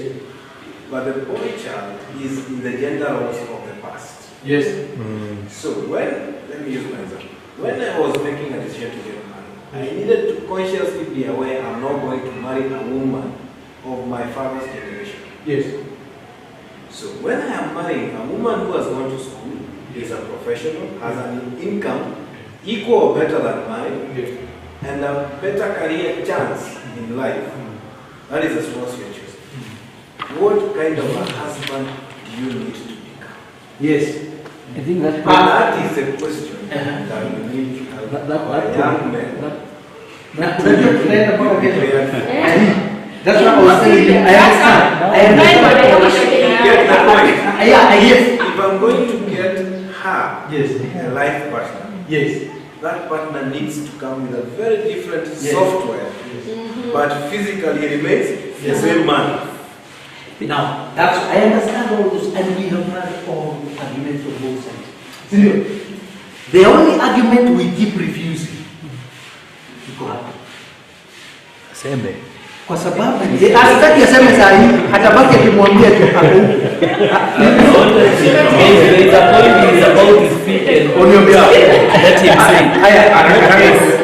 say. Not really on his behalf, but probably to continue what Cosmas was saying. Okay, we still want to hear the perspective from an evangelist. That's a biblical perspective because there is the truth now. The true state. Yes, but I was trying to say what Cosmas was saying. Why we found ourselves there is because those campaigns that enlightened the girl child were not done to enlighten the boy child. So that's why you're finding you're saying the men looks to be in the dark or in the past, yes, and maybe what they think about what the woman in the house is supposed to be doing or the man in the house to be doing is a bit backwards. So I think the campaign that was done to enlighten and even to empower the girl child was not done. The same was not done to empower the boy child. And that's why we see even so many organizations today, they're talking about women, empowering women, giving support to women. What about men? So I think there is no balance. Exactly. And I hear what you did mention there, maybe you should look at is that the curve of the boy child reached optimum. It cannot increase. That's why he must be stuck there. What else can you teach him? He was always at the optimum. He has just been joined by another curve, which was doing badly. It was under the graph. Now it has come up. And then they overtook. So we cannot do anything more. That's why we run back to the evangelist. And there was somebody like in progress. Yes. The second most popular Christian book after the Bible. Yes, go for it. Pilgrims. Yes, even the outreach. Yes, there was the evangelist who kept on advising Christians. And I'm telling you, we have very nice arguments. Very good to be supported in many ways. But, Julian Yanabachi, his argument is the only one. Remember, there is the ideal and the real. What is written there must remain. All the confusion came when we ran away from that perspective. May I just one? You will 15 minutes. Side is 10. One last thing. Yes. Unless you have another who is very open about this. The statement that because we have gotten to this optimum position as women does not mean that when I find myself with that man who has understood his role as a man, does not mean I'm not in a position to be submissive and to get into that union. The understanding is I have been empowered, yes, but the biblical purpose and reasoning behind a marriage and a union needs to continue to exist for me personally as Jenny So even as I am looking for that person, I need to understand that no matter how big I become, the man that God has put for me needs to also appreciate that irrespective of this growth and this empowerment, his role I will not take. But if he does not know his role, then he needs to get out. No. That is what I mean. There's no one in the Bible like that. And I think the evangelist agrees with me. And it can be negotiated. It can be renegotiated. So I know. You see that word get out is what has put us where we are. There's no get out. I didn't see. There's no word scripture says get out. It talks about. And that's why I said. I'm not experienced. Our mentorship. Yes, our mentorship is like when we say our mentorship is under yes. Huko kwa secular they can have their own systems and they don't work. I can guarantee you. Even as a philosopher, I have you. You can argue all those cases until the cows come out. It doesn't work. All those methods. That's why there is one method which is under discipleship and we are under it. And we must bring guys towards discipleship. He was not supposed to answer. He was supposed to be the one to conduct the next meeting, an informal one, and continue much further with them. Okay? Yes, because it's a huge subject. Now, let's go. We're supposed to build trust. And I'll show you some strategies quickly. Be authentic. What is to be authentic? Authenticity is essential in building trust. Be open and honest. Authentic means you say what you do. Alright? Sindio? Usiambie mti ati be patient alafu sasa ile gari zinatoka pale kwa chini. Umehudia ule mtu wako mbele na anasalimia kisha pita. Yes. You get the point, right? Yes, sometimes you get into those temptations. So when the person sees you authentic, they also become authentic. They take you seriously. Respect grows. Listen actively, that's what we've covered. Be reliable, yes. Follow through your commitments. Usiambie mtu unakutana na mtu. Usikuje late kwa nini. And when you come late to your class, apologize. That's why we have today's meeting kwa sorry, ni kulipa tutalipa. Mabrudi watu wa apologize. Simu isipolipuliwa lazima upige tena. Sijui tukopika. Maybe because these kids are not growing up knowing these things. Reliability. So commitment, dependability. Yes, you should be dependable. We said don't start something you cannot finish. No one wants a vizuri alafu finishing is bad like me. The bad finish I'm working on it. So provide constructive feedback that we covered. Maintain confidentiality. This is key. Sio kwenda kwambia mama kama baba ya kimwana kila ni mama. Philip ni mwakani mmoja. Kama ya mambo baya ajili. Or you say kaide tukangania, that means a gap of so and so. Blah blah, I don't know what. Juu utasikia story nyingi. Utasikia ni campus guys. Sasa ukienda which Micah, what does Micah say? Micah says, be careful, even for the person who sleeps next to your bed. And I say this very carefully, because it might go back to the argument you were saying. Kuna mahali Micah imeandika, be careful what you say, because even the one who sleeps next to you, it's there. This one applies. Sometimes it's not necessary. It will go, it will travel. This is the age of technology. So confidentiality is key. If you have paperwork, let's say there are counselors who do paperwork, make sure it is not mixed up with family, because I can tell you in a church environment, bushfire, right? Ensure there is confidentiality of the highest level. These kids trust you. When they hear you say something to their parents, kuna mtu anaweza kuambia kitu right, alafu wewe uambie mama. Hiyo story imeisha. Amen. Hata kuambia kitu. But sometimes if a kid wants to kill somebody, kuna intervention kama hiyo. That requires some psychology. I think we covered that somewhere. where sometimes there is intervention.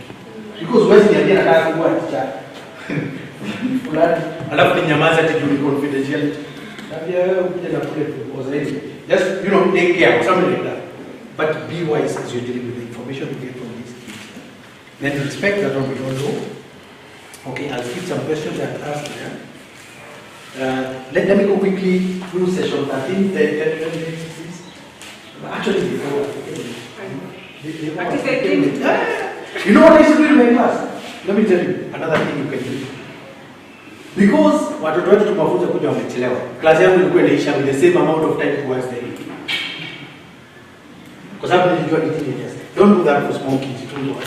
Because their parents will come from church and go home. And don't create conflict. But for me, teenagers tunawajua walikuwa wanajoin high school, wanakujaga differently from their parents. It was them who came in intentionally.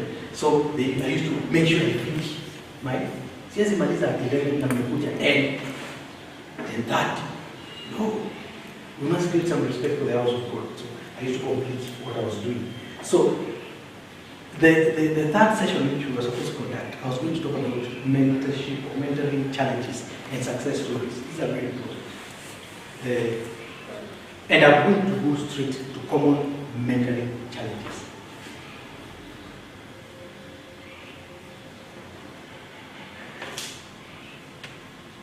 It will come in form of a question. What are the possible mentorship challenges can we get? Quickly in one sentence. Maybe we can have everyone say one. From Royal. Sister here. I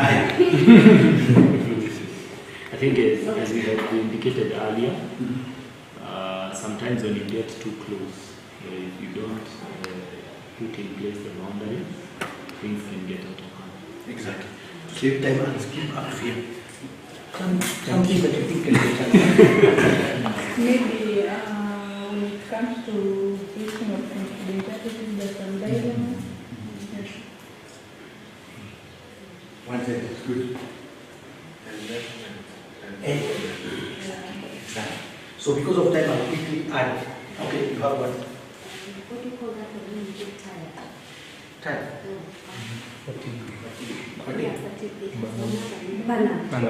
But for the mentor. Yes, it will come, I can assure you. With the other stuff you have in your mind, it will come. So what do you do with it? Kila mtu anajua venyewe kwa stress. Some. In context. Kama ni kuchukua baiskeli, hapo kwa kutoa stress. The context of the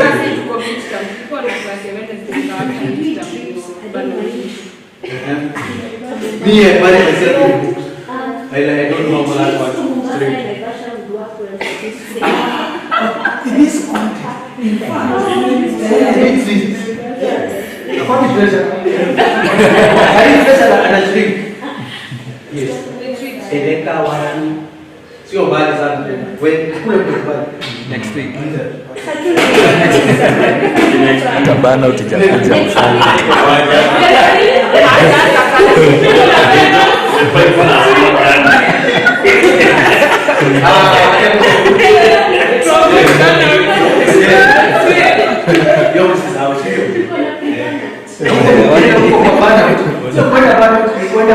Of course, we know the meaning of a retreat.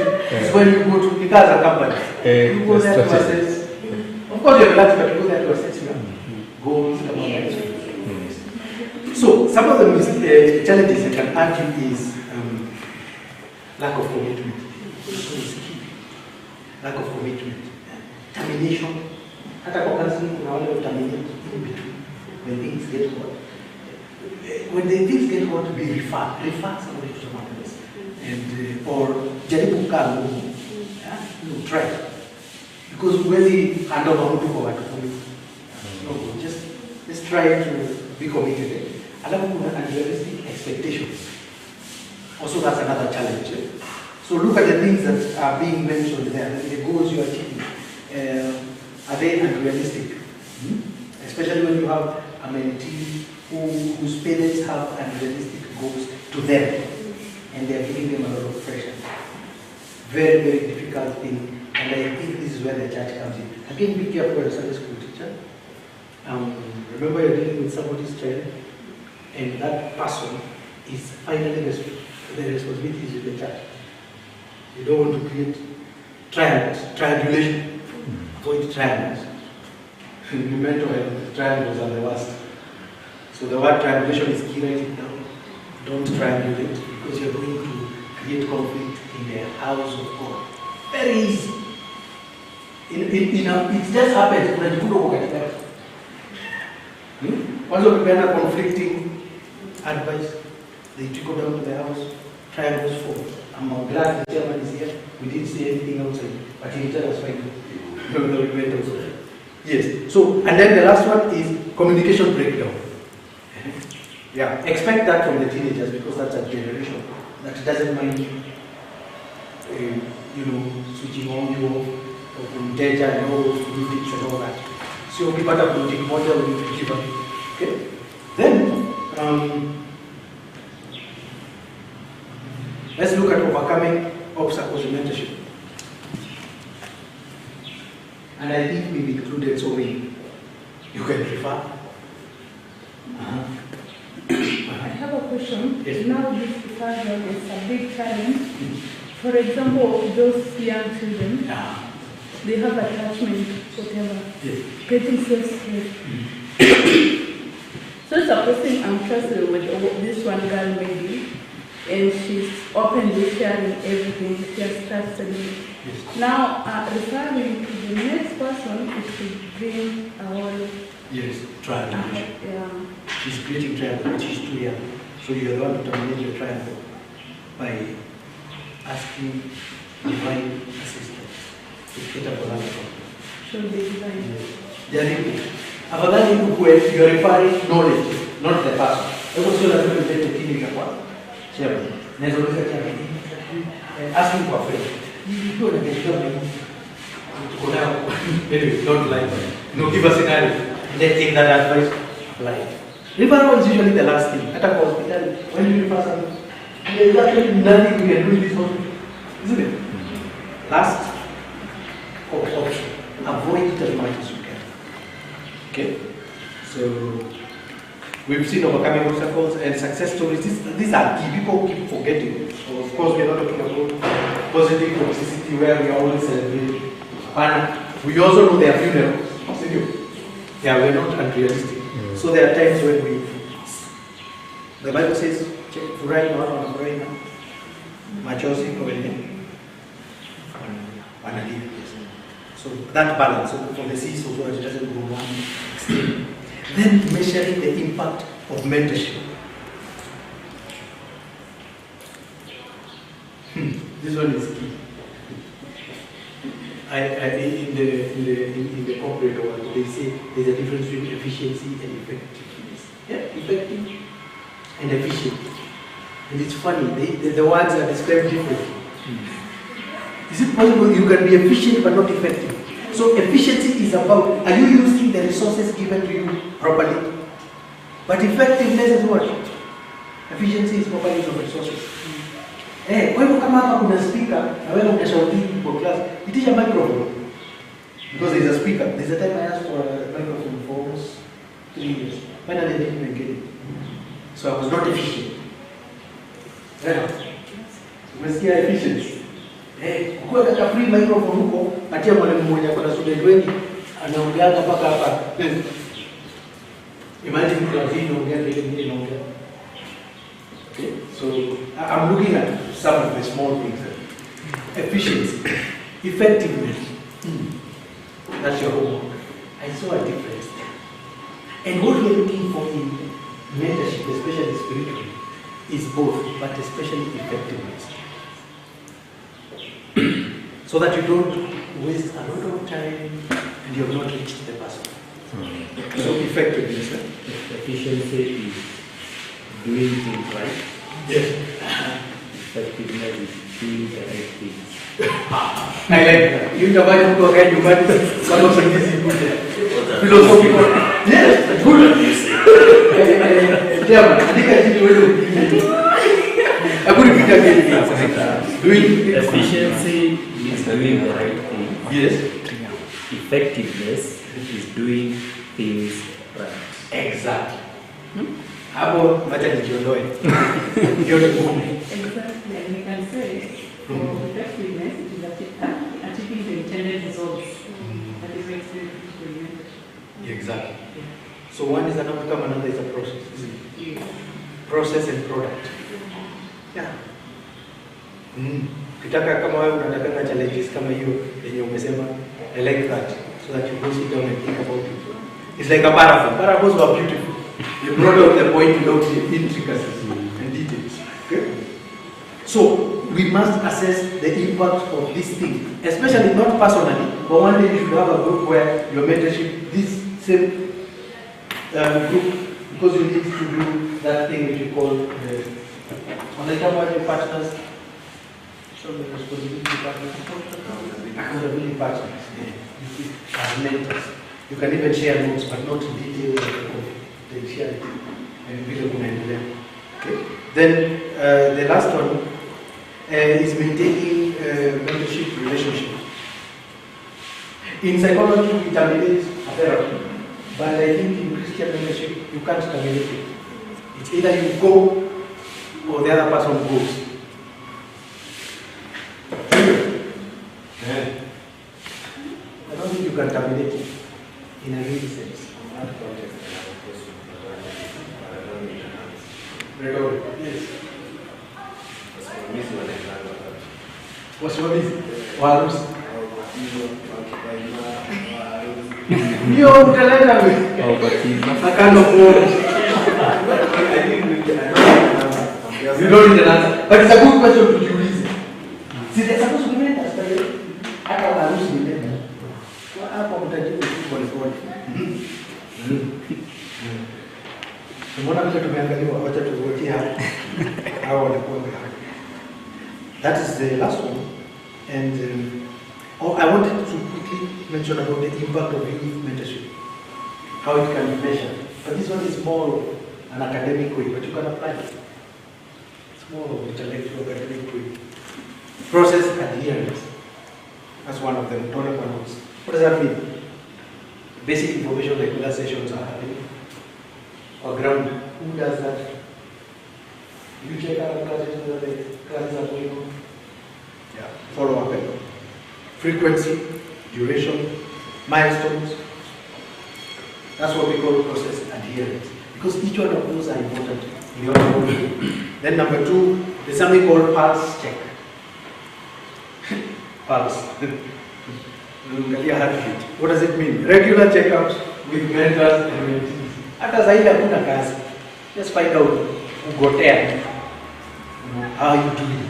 By the way, these children do not always come and talk to you, so you can just say, hey, how are you doing? How was school? How was your grade? But don't ask that. They don't like the high schools.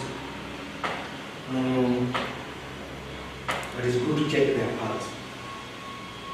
Even a doctor does that. Another item, it's kind of a feedback by them telling you how they're experiencing their whole relationship. By the way, these steps are making it intimate. All these steps are bringing towards intimacy. The last one, mentee progress. How do you track mentee progress?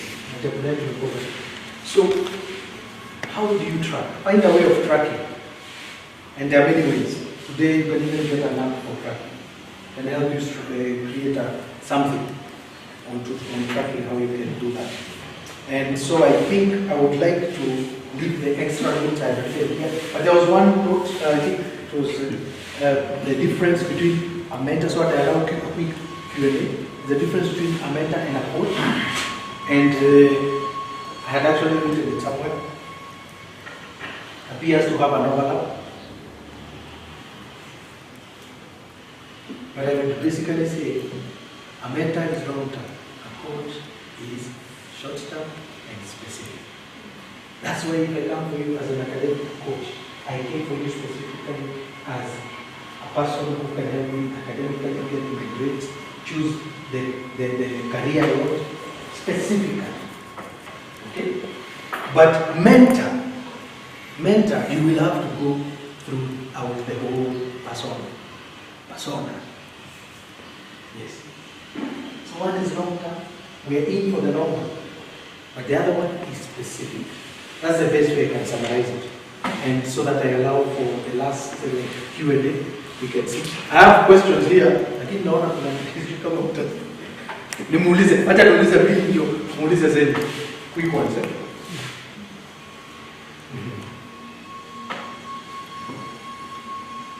Vizuri, just before we. So, Elder, what did you learn from this? What's the takeaway home? What are your takeaways? Well, there are many. First of all, I think I really understood who a mentor is supposed to be, and I've taken it more seriously and deeply than before, because I've realized that being a mentor it's a commitment. Like you need to commit to the mentee, and you want to understand. You need to understand them. You need to lead by example. You need to be there for them. And it's long term, because sometimes we just say that we are mentoring somebody, but then we do it for a week or two, and then we leave them to be on their own. So I've actually realized that it's a long term duty as far as the mentee and the mentor is concerned. I actually have had an issue with there's a gentleman I knew as grew up, and he was a good young man. But then when he went to the university, he came back, and I don't know what happened to him, because now he comes back as a person who believes that there is no God. Like, I don't know whether he went and did philosophy and all that. So it's a person I had stayed with for some time, not quite a long time. But then I realized that I did not follow up on him when he went to the university and everything. So he came back a totally different person. So that's why I have really emphasized on the fact that it's a long-term thing where you need to follow that person up to where you need to follow when they go to the university, when they are working. It's kind of a till death. I don't want to make it sound like that, but it's good you follow up because it's discipleship. Yes, I connect all the time. That's I'll ask two more people. What was your favorite part of the session? Except the one for gender roles. The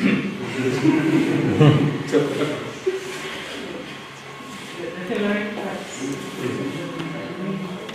If you want me to see the first, I think the importance of feedback. I think for me it was a because this is a very now before I think mentorship to the world. It's about giving. But now I've seen the importance of feedback and customizing it to the situation and the person, and about what is seeing in my eyes.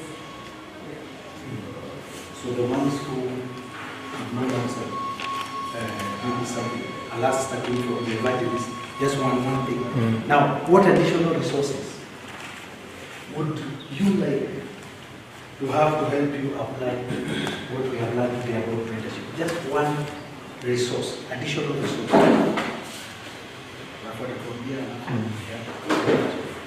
What possible additional resource can be added to what we are doing about mentorship? Or tool, let me say tool. Oh, all right. One additional thing that we can. When nimekushtua kwanza aseme afungue njia. I think to what she has said is now using technology to get feedback from the mentees, even from ourselves, because we get feedback to the ones who are quiet and those who are not. So if there are additional tools, could be manual tools, could be automated, an app to just guide, especially those who are tech savvy, or I believe most of them use a phone, just to get that kind of feedback. That kwambia to kupendi wewe. You know, and it comes feedback. Yes. and with maybe specific reasons why. Yes. Wewe ni wa hii generation, sisi tunataka an ex-Catholic, for example. And you get the feedback and you can now hand over that class to someone who is able to support you. So I think those tools to give us feedback will be good. Okay. Yeah. And preferably, you can adjust. That's the most preferable way. Yes, to adjust. Yeah. Okay. I'm amechukua technology. Appears to be there. I think there is something that you said as we are beginning, that mentorship should be under discipleship. Yes. And as much as we would want to, you know, when we are coming to these young people, they already have, we said that we are trying to venture in. And there's one thing that you kept repeating over and over again, that we go back to the place where we are looking for a relationship. Yes. If we could also include that, not just coming and saying this is how you do it, this is how you do it, but also the aspect of relationship. I think it can help them to see the end goal, where we are going. When we include that, I was listening to another guy say, let me just say this, but the people who are watching porn are looking for a relationship, but in the wrong places. So if we could now give them the end when it comes to the issue of relationship, we include that topic there in mentorship on its own. I think we become going a step ahead. Yes. Yes, very true. Relationship. Because they are looking, science will look at replica. Replica. It's a neat material. Alafu, I forgot to mention something. When you're teaching these guys, be very careful. You might actually tell them something which they didn't know, and then they start using it. Have you ever seen such a reverse psychology? You're here teaching. Let's say I say, some of you are watching pornography. Mumingia mpaka kwa ile site, I give the name. Hey, mtoto jioni simu itavuke. Yeye amepigio. Oh, alisema nini? Kachukua hiyo jina. Okay? So sometimes you got to look at those guys and know exactly, so that you don't actually create a challenge. Because they see it as a challenge. Oh, why for you to say someone else? Okay? Because some things sometimes I would say I would just take back quickly before I say them out. Because yes, there are two people watching porn in a certain site which has a name, listen. But the others don't know that. Then they will join. The other 60 don't know it. They do know. So you have spread them, no? So we have to be careful. So technology and relationship and what do you think is the last thing? And I'm hoping to hear finance. Anyway. Oh, yes. thank you. Investments Yes. in mentorship. Mentorship, yes. A lot of it. Yes. Resourceful, that is financial and human resource investment. Okay. So you can call me as a we talk for an hour using your credit without you cutting me off.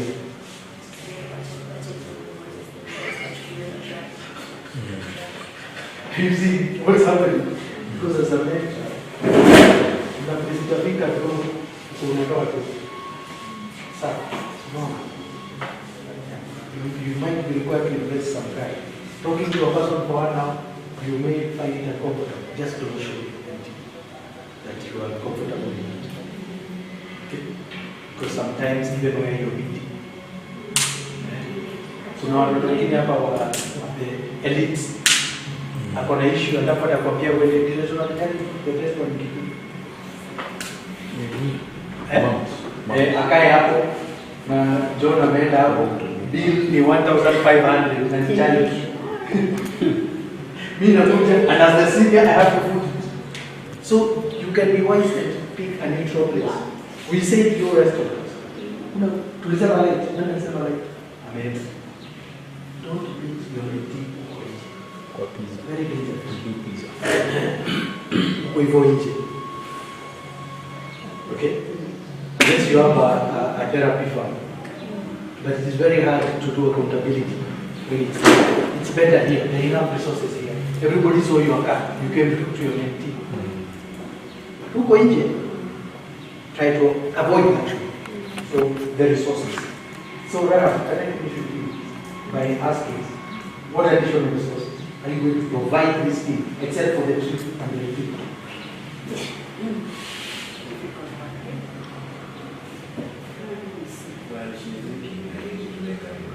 Yes, yes. You're not going to tell this youth anything until that all the experience. So if you want to reach out to that from this church master, It's a part of this.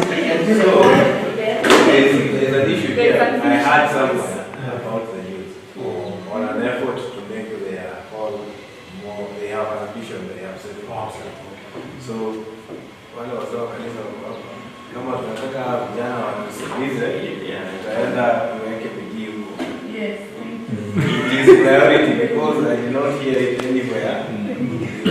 Last week we did not hear it anywhere. So we need to know that also from the children, from the youth, what they want is important. If we don't respond, it also sends a message. I believe elders who are here will believe that the youth altar is on top of the agenda alongside the pillar project. So it is coming. The problem is the youth have been always being told it's coming. They are really waiting until It's never happening. It's never happening. I will tell you, when we say youth at the center, if that information you're telling me the youth are not related, they are not at the center. So bring them where you're making the decision and give them a timeline where we all support you to achieve that. I think It's a very clear one because the priority for the pillar is top of agenda of a certain age and a certain team.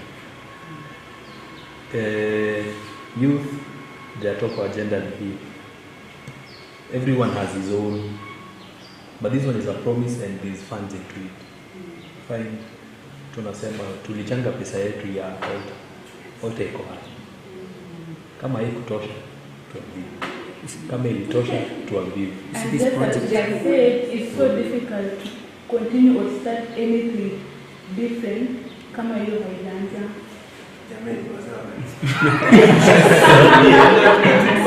Tukajenga kanisa. What I youth, if I am correct, the budget was 650 and there is some money. Even if we have to tafadhali hii vijana tunaingana nao. You see me, okay, for me, I think you see how this project was initiated was wrong, because the person who came on the ground and did everything, then finally there were people who looked at it and they said, we are not pleased with the work that this guy has done, and even they visited some other projects that he has done and they were not satisfied. So I think now it's like going back to the drawing board, which has taken quite some time. But then the transition from the other leadership to this new leadership transition, yes. I think that is where the issue is. But they are settling down, and this is the time when the budgets are being done. And I think, and I'm very sure that it will be. It is. I think it is okay. Me, I understand. But remember which generation you are dealing with from the lessons. Yeah, I think what we do is just the development chairman. And he's here actually. He's the one to come up with whatever it is. Us, we just need to see the thing done. He's here and he's on your side. Thank you.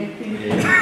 So, Abigail, maybe if you need to ask any questions. Yes. Can you help me?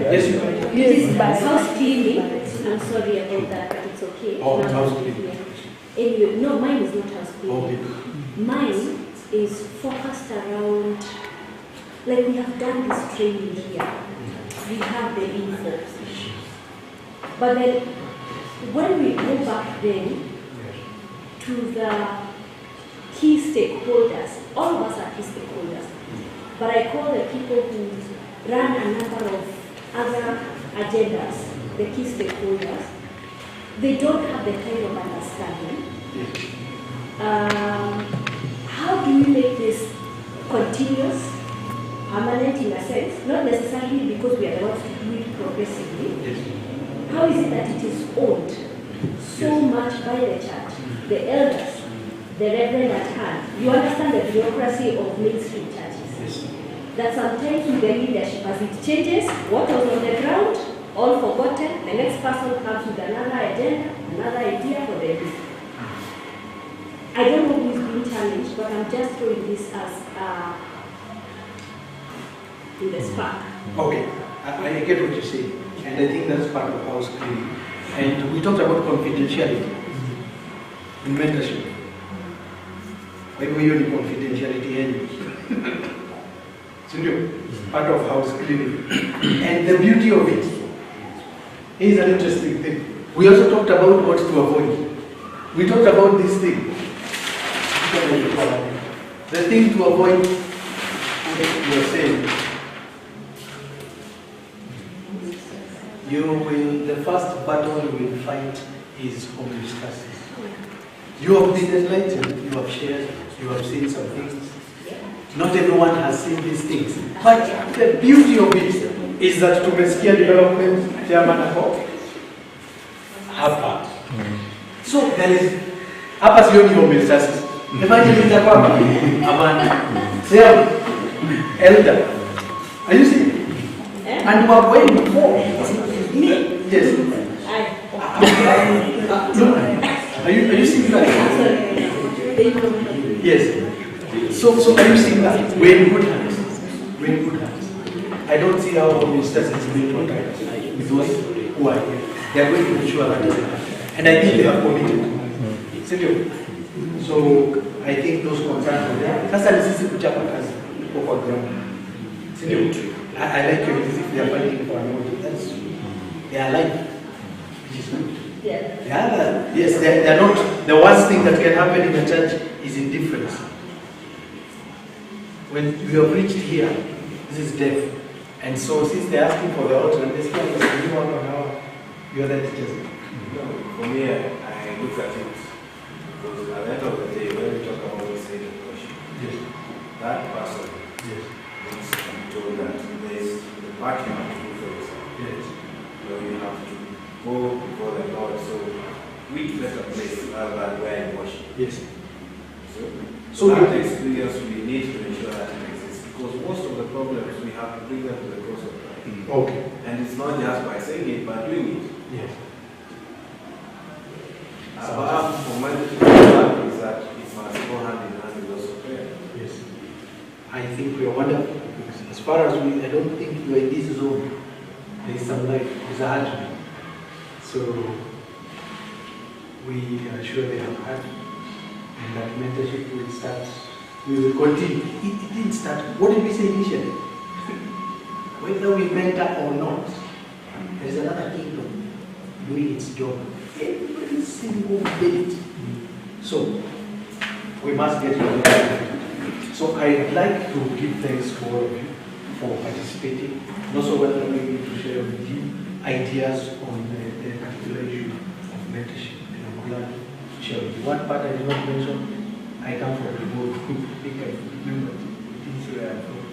Kulikuwa na baridi sana nikakuja na gari mvua ikaisha. But I'm grateful. That's where my family is, and that's why I do my ministry. And I'm grateful to join you. Thanks a lot. You are.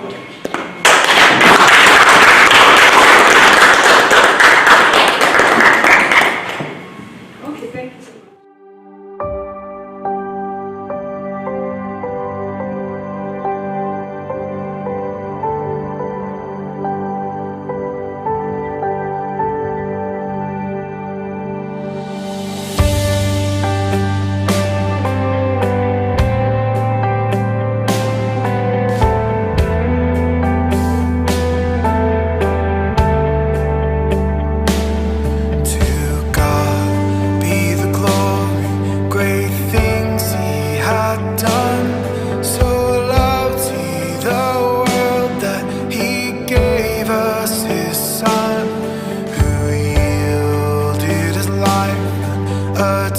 atonement for sin, and open the life gate that all may go in.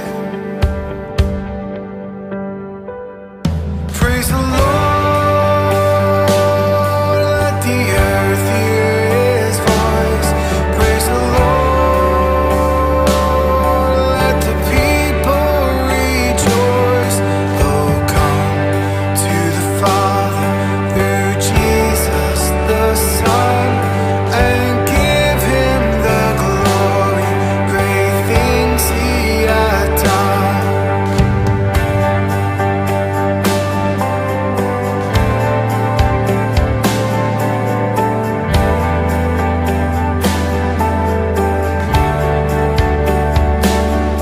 Oh, perfect redemption, the purchase of blood to every believer, the promise of God, the vilest offender who truly believes. That moment from Jesus, a pardon received. Praise the Lord, let the earth hear His voice. Praise the Lord, let the people rejoice.